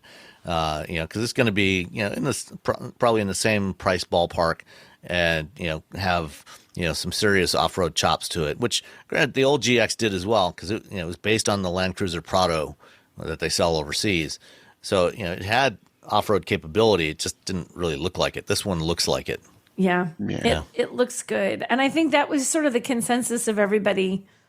The collective automotive media that was all there, because it was a pretty good crew of people that were there to watch the debut, and everybody's sort of like, oh, the TX looks good and it's a nice 3-row SUV, and that's fine. And like, whoa, look at the GX, this is amazing. And that's kind of, everybody sort of did that when we were there last night. So we're not the only ones that were really impressed with the style and how it looked. And the on paper, it looks really good. You never know until you drive a thing if it actually lives up to it. But on paper and in person, it looks fantastic. Like it's going to be really good for Lexus. Yeah.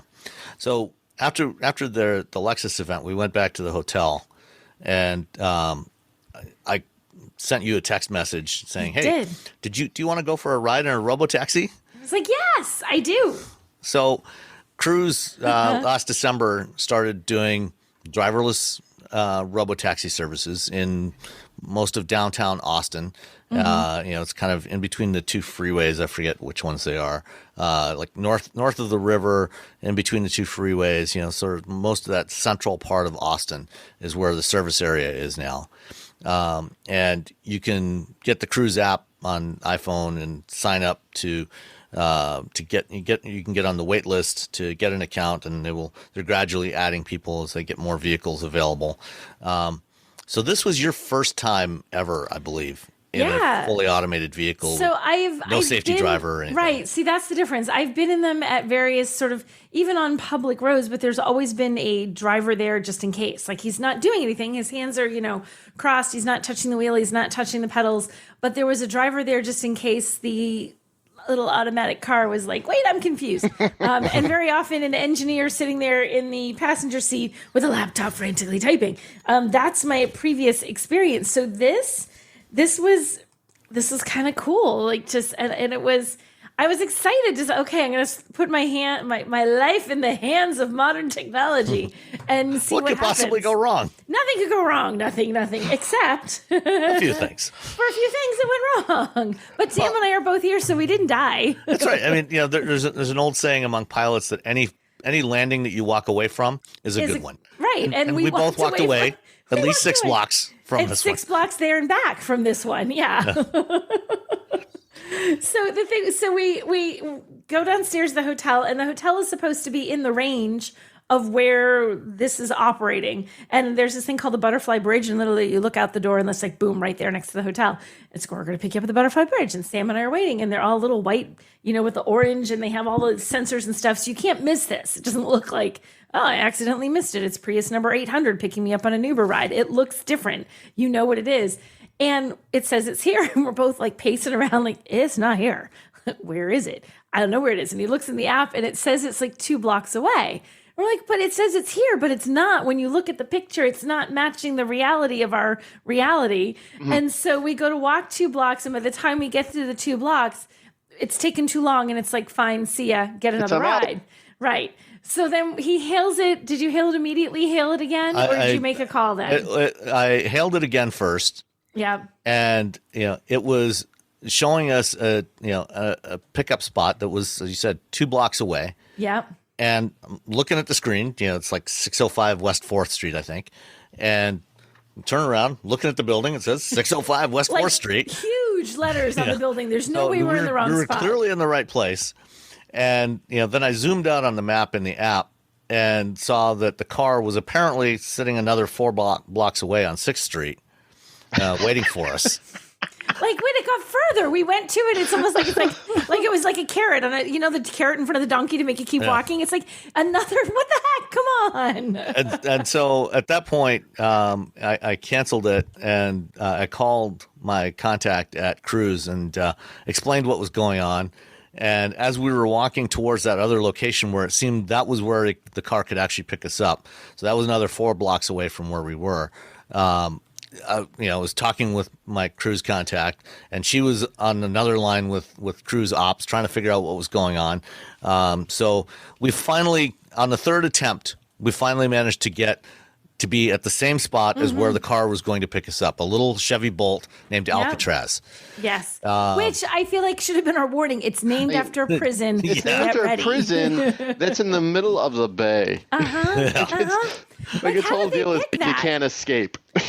Yes. And there were a few moments. Well, we could have escaped. I mean, all you got to do is hit the end ride button. There's a big button, on the headliner. It says end ride. And you can hit that at any point, and the car is supposed to pull over and stop and let you get out. But we didn't do that. No, we did not. We wanted to get the full experience. So we got in the car, and in these bolts, they have a tablet on the back of each of the front seats for the rear seat passengers. Mm-hmm. And when I wrote it in San Francisco, what it's supposed to display on there is your route, what route the car is taking to your destination. So it's supposed to verify this is your destination. Here's the route I'm going to take. And then it's also got, you can tap on there to, have it play, change music, play whatever music you want, or change the climate control settings.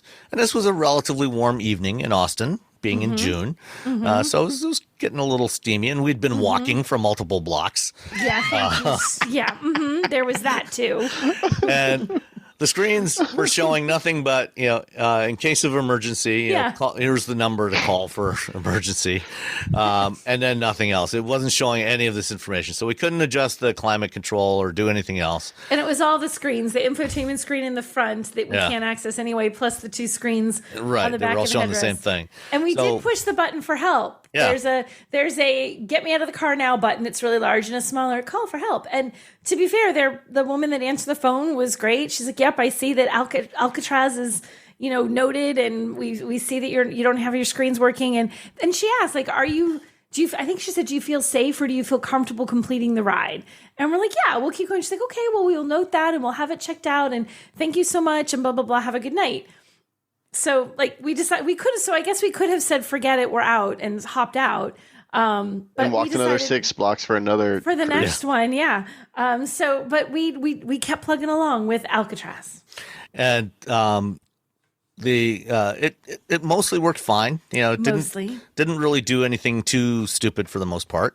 There was one stretch along it did take a very roundabout route to get to our destination. It was very circuitous. I think it can't possibly went through be a the couple only of residential neighborhoods. Yeah. I was like, where are we? Is it going to kill us? What's happening? Like, It's going to take you off somewhere and bury you in the desert. Right? It's mad at us because we reported its screen's not working. How dare you?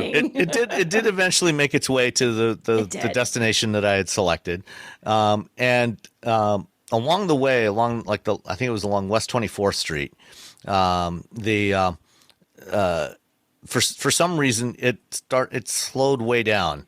Yeah, and this was a fairly major thoroughfare, and it got down to like 15 or 16 miles an hour, and we couldn't figure out why it was going so slow. And it's like it was, it wasn't sure where it was, and it was looking around at street signs trying to figure out where am I supposed to go.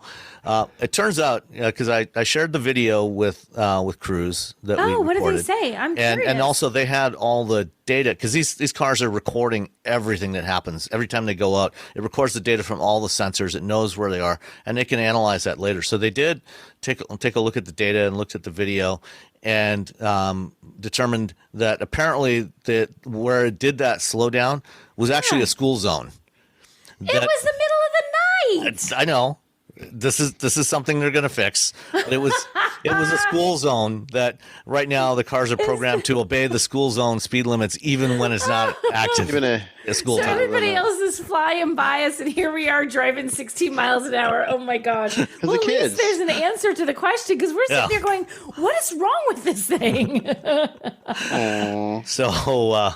So we did ultimately get to our destination, and in the show notes, there's a link to the video. It's about 22 minutes, I think, of the entire ride. Our adventure. And then going through at the end our evaluation that we submitted to Cruise.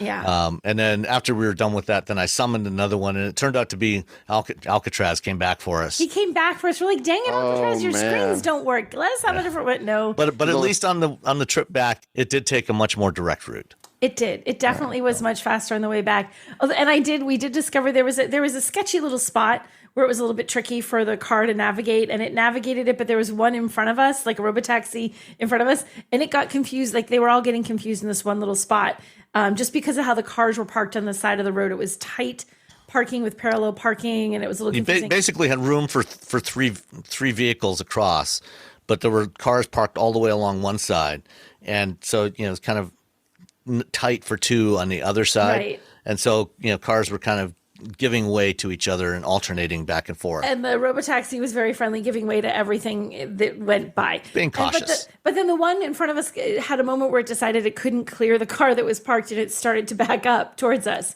And I was like, oh, no. And our car honked at it. So I'm glad to know. Which, again, Cruise told me that is something they recently added. Which I thought was cool. Yeah. Because then you know that a little chirp of the horn. Yeah, a little toot. I'm like, ooh. The robots are talking to each other. The robots are talking to each other. It didn't flip him off though, so they haven't quite gotten the full human experience. It needs we don't know what we don't know what emojis they might have sent between each other. Roadrunner might have sent a middle finger up emoji back to Alcatraz. Back to Alcatraz when Alcatraz honked. That's possible. Possible.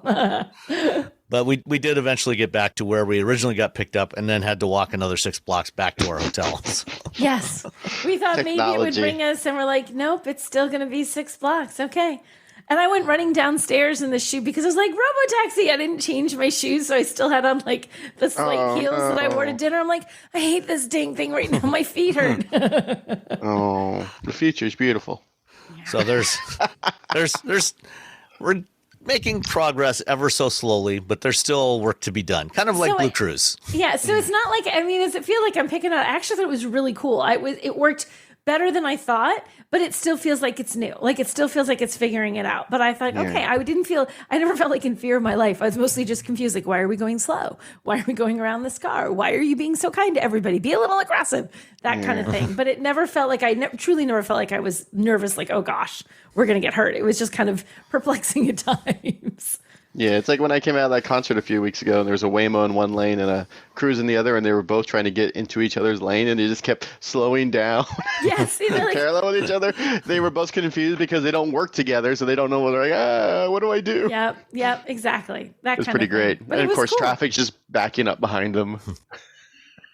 Everyone's We had a getting little mad. bit of that on that street as well. We did. when we were behind Roadrunner. Yeah, that's the people of San Francisco can attest that whenever you're behind a cruise, you're like, oh, Like, no. Yeah. All right. So you can watch the video to see more of our little cruise adventure. All right. Next up, Tesla a couple of years ago started offering insurance to their customers because a lot of Tesla owners were complaining that insurance companies were charging them way more to insure their Tesla than other vehicles. And, there were some valid reasons for that. Like, parts were hard to get, and Tesla charged a lot of money for them. And you could only get, your body work done at a Tesla approved shop and things like that because they wouldn't deliver parts to anybody else. So Tesla started their own insurance offering for customers. And, because the vehicles are all connected and they collect all kinds of telemetry data from the vehicles, they're able to at least nominally offer better rates to customers. So one thing that most people don't realize about Tesla insurance, like most insurance companies, when you get your car insurance, every 6 months you get a bill. It's usually 6 months at a time, and you pay the same amount every month for at least 6 months, and they might adjust it up or down the next 6 months. Tesla adjusts their premiums month to month. It's dynamic pricing. Kind of like surge pricing for an Uber, because what they do is they are continuously calculating a driver safety score in the vehicle based on how you drive, how aggressively you turn the steering wheel, how aggressively you brake or accelerate, and your safety score can go up or down, and based on that, every month they adjust the price of your insurance. So you never know on any given month how much you're going to pay for your car insurance. Makes it a little hard to budget sometimes. There's another interesting little detail. Money.com did an article on Tesla insurance, and something that hasn't really been mentioned publicly, at least not that I've seen anywhere, is that one of the factors that Tesla includes in determining your premium price is whether or not you use Autopilot.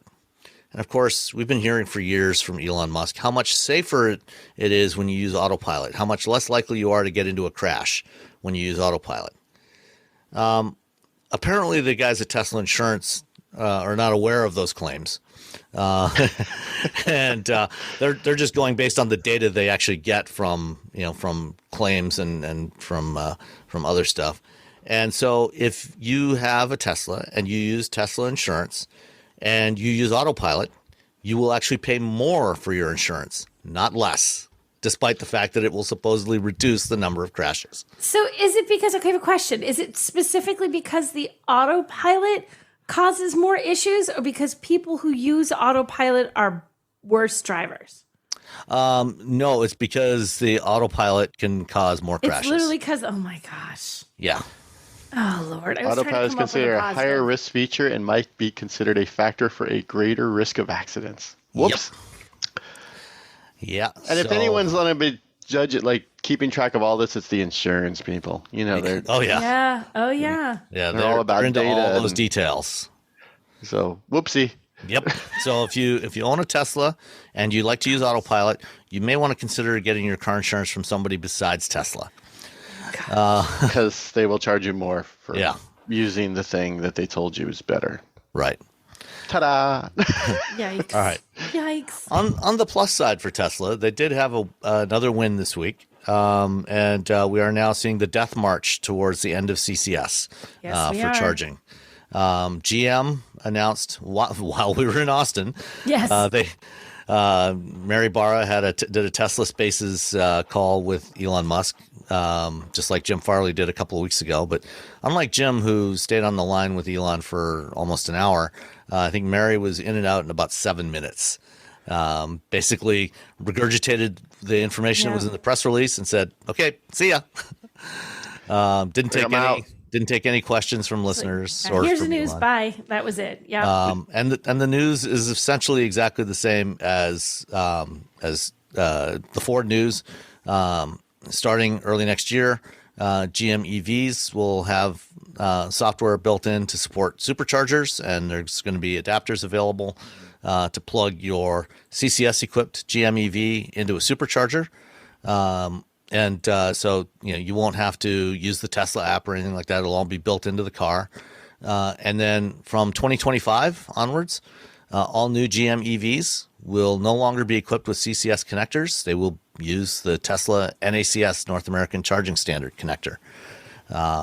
You can get a little adapter for CCS when Electrify America is for the four stations that are left. Yeah. Well, and the two that work? No. Yeah. Well, my guess is by early 2025, we will see quite a few of the CCS stations being converted over with NACS connectors on them instead of CCS connectors. Because by that time, we're going to be starting to see a lot more volume of EVs compared to what we have today. And, there's a site called EV Station that actually has a tracker where they're tracking the companies, both charging automakers and charging equipment providers, and also charging network operators to those that have announced support for NACS. And notably, one of those is EVgo. Electrify America. I reached out to them the other day, and they said we haven't made any decisions yet, but I'm sure it's only a matter of time. But EVgo, which has a big partnership with GM to deploy something like 2,700 new DC fast charging stations, it says they're upgrading hundreds of stations with integrated Tesla connectors. EVgo is the only EV charging platform that is capable of charging all three fast charging standards, CHAdeMO, SAE Combo, or CCS, and Tesla, without the need of a separate adapter. So my guess is by 2025, we will see a substantial number of public charging stations, and it's only a matter of time. I'm sure that lobbyists from GM and Ford and other companies are already pressuring DOE to change the rules for the NEVI program, the National Electric Vehicle Infrastructure Program. Because right now, to get those grants to build new chargers, it has to be CCS, and I'm sure they're pushing hard to get that. Oh yeah, they're getting They'll that because change it's the most cars on the road have that. Majority of the cars on the road have NACS. Yeah. My biggest issue still is that the fact that yes, Electrify America has issues, but I can contact someone at Electrify America and talk to them. Yeah. Good luck Tesla's, contacting anybody at Tesla. Yeah. And I'm wondering if Tesla is going to spin off their charging network, their charging system as a different company at some point. Probably not. Or I don't think so, because they like to be vertically integrated. Yeah. You never know. They might, but I doubt it.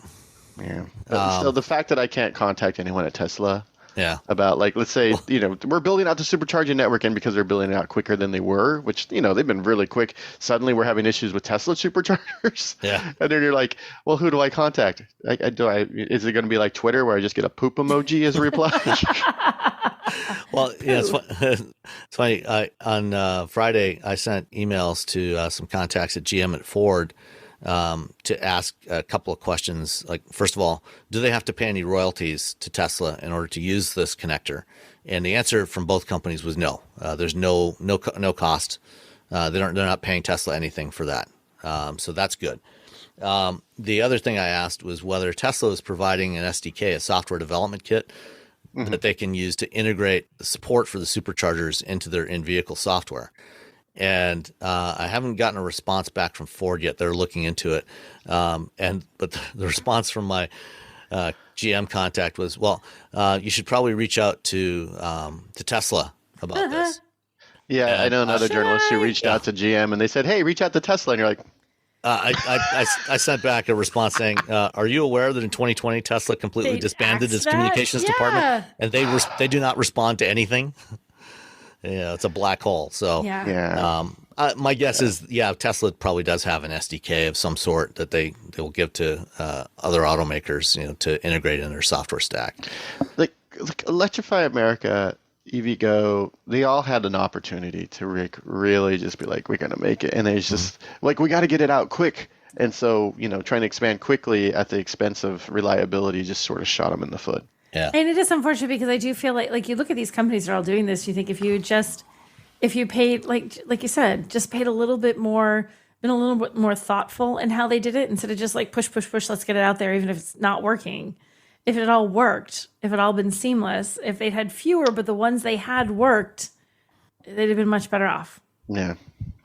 Womp womp. Womp womp. All right. Womp womp. That's our official. If you email us, our press department, our official reply will be womp womp. Womp womp. So we do have a couple of listener questions related to NACS. So let's hit those. Jeff D in the Discord asked question: how fast do you think the small EV makers like Fisker, VinFast, Lucid, etc. will get on board the NACS train? Probably pretty quickly, I would think. I mean, Lucid is just populated with ex-Tesla employees who are not fans of Elon Musk because they had to work with Elon Musk, including their CEO. Yeah, Right. and so they're all just like, "Oh my God, that guy!"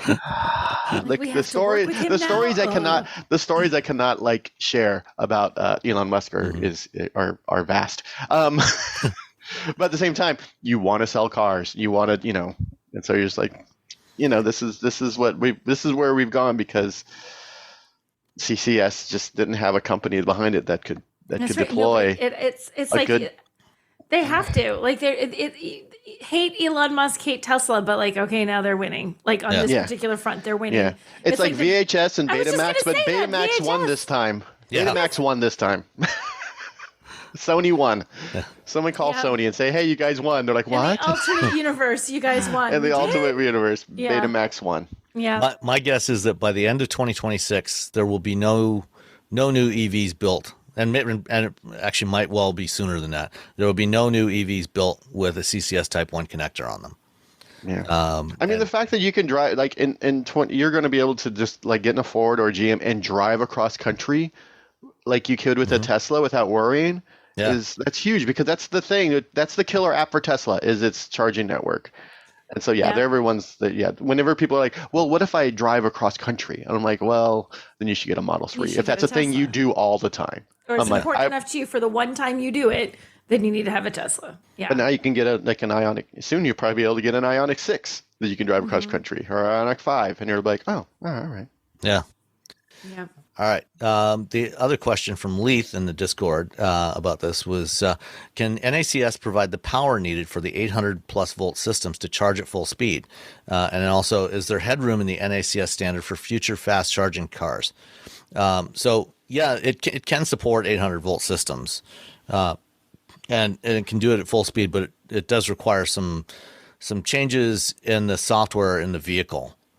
Because of the way some of these 800 volt systems are implemented in the vehicle. Like, for example, Hyundai Motor Group, they are making changes to their in-vehicle charging management so that it can charge at full speed from an NACS connector. There's nothing inherent about that connector that prevents charging at fast speeds. It's more a matter of compatibility between the charger and the vehicle. So they're working on that.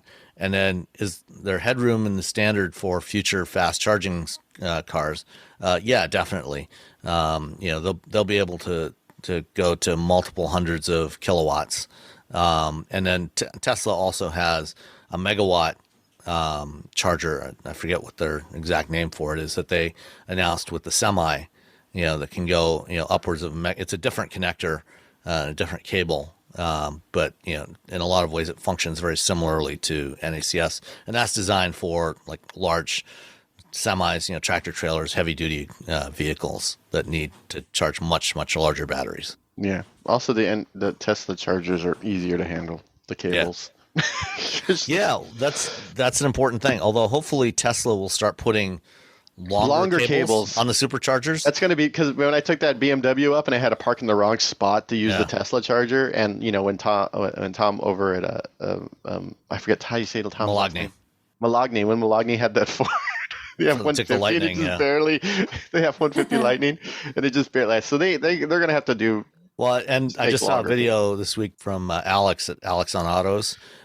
He took a Toyota BZ4X to a supercharger and tried to charge it, and he had the same issue because the charge port was so far back on the fender that he had to park it kind of at an angle to get to it to reach.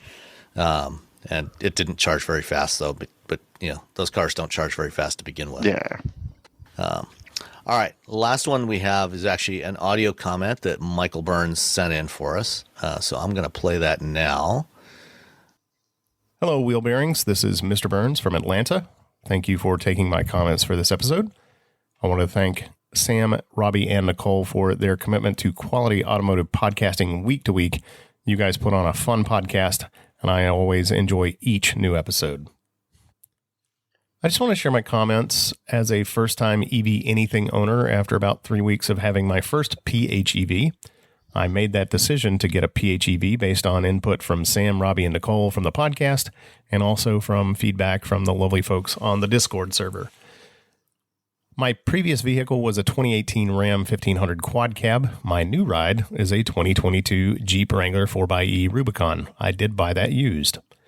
Why did I pick a PHEV over any other kind of vehicle? Well, it's back to the office after COVID, and 13 to 15 mile per gallon fuel economy and $80 plus fill-ups just aren't cutting it.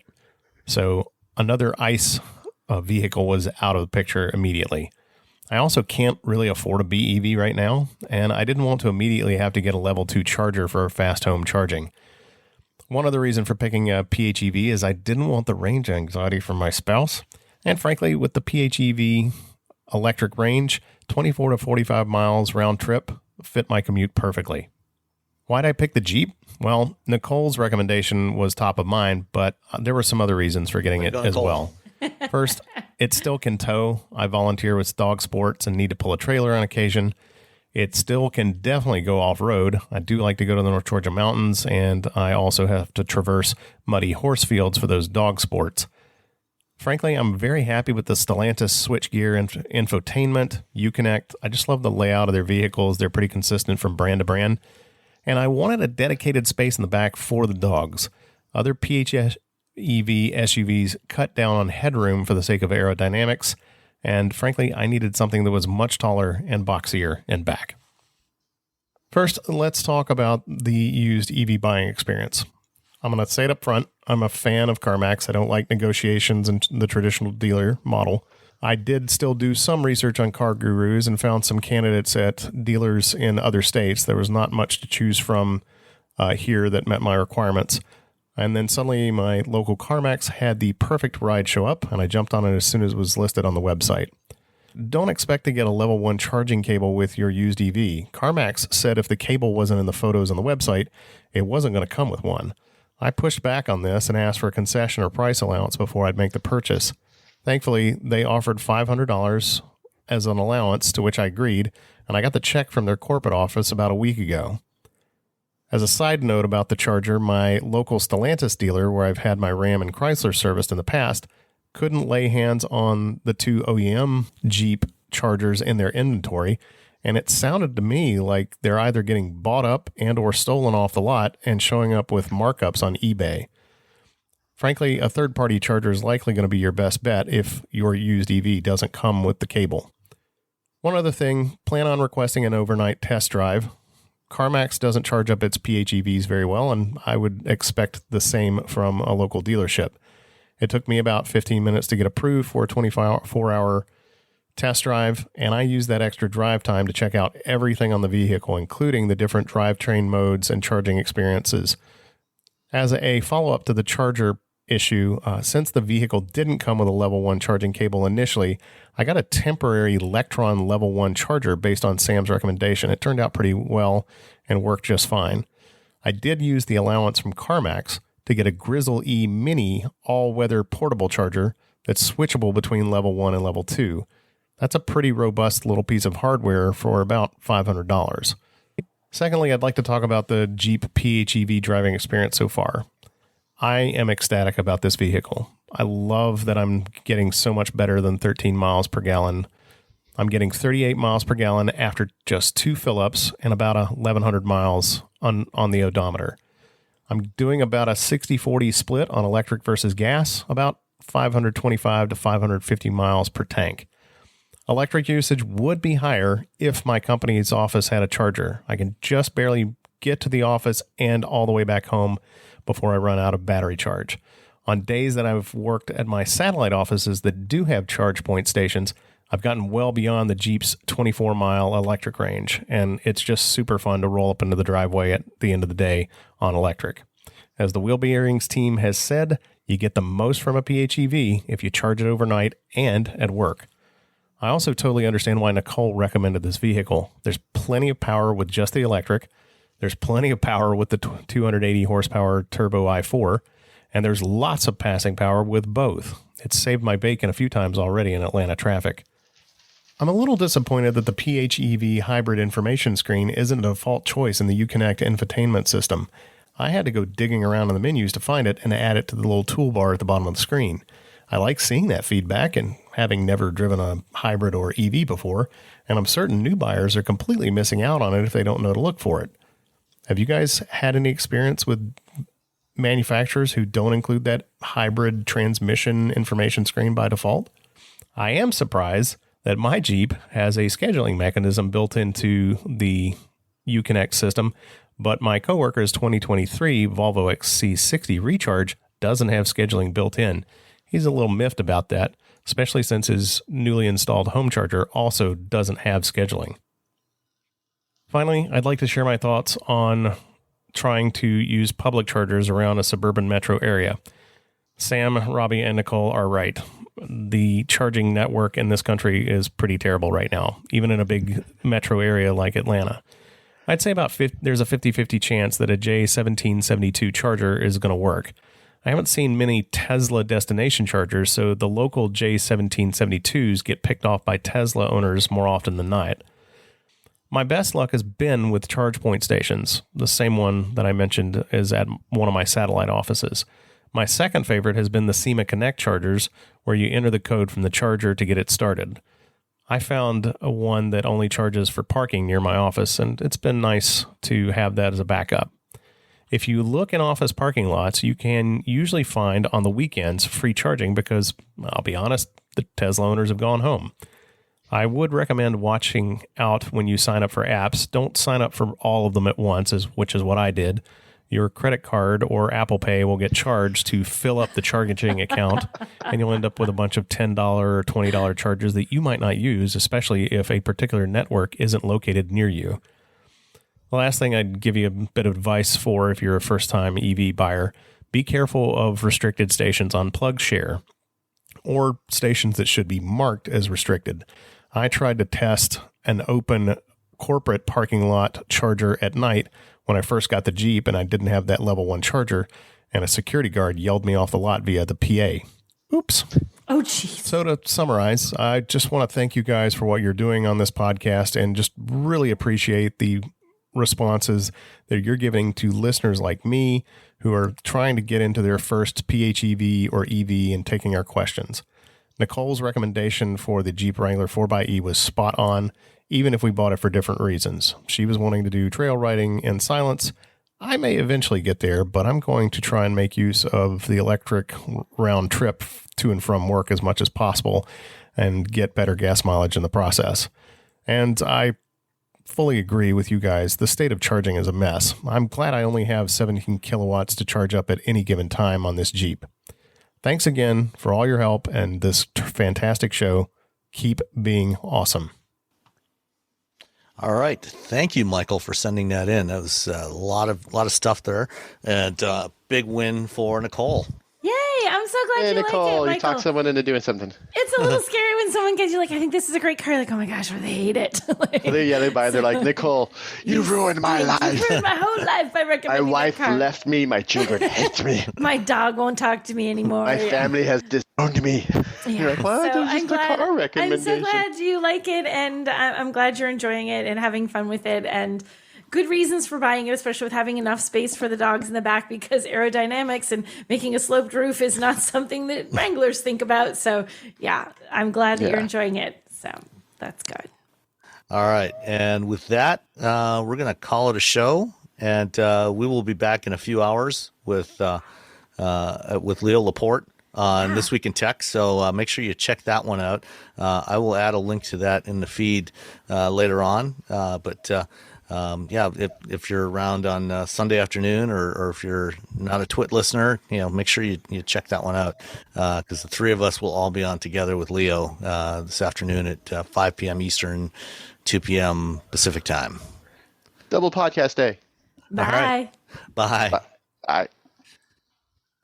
Shopify is a global commerce platform that helps you sell at every stage of your business and sell more with less effort thanks to the Shopify Magic, your AI-powered all-star. Sign up for a $1 per month trial period at shopify.com/redcircle, all lowercase. Go to shopify.com/redcircle now to grow your business, no matter what stage you're in. Shopify.com/redcircle. At Arizona State University, we're bringing world-class education from our globally acclaimed faculty to you. Ranked #1 in innovation for 10 consecutive years and #2 among public universities for employability, ASU isn't just ahead of the curve, it's creating new paths to success. Earn your degree from the nation's most innovative university. Online, that's a degree better. Explore more than 300 undergraduate, graduate, and certificate programs at asuonline.asu.edu. All you homeowners have unique needs. Some feel the need to paint their door a vibrant shade of blue. Others have the need to decorate their bathroom with fish, anchors, and other nautical items.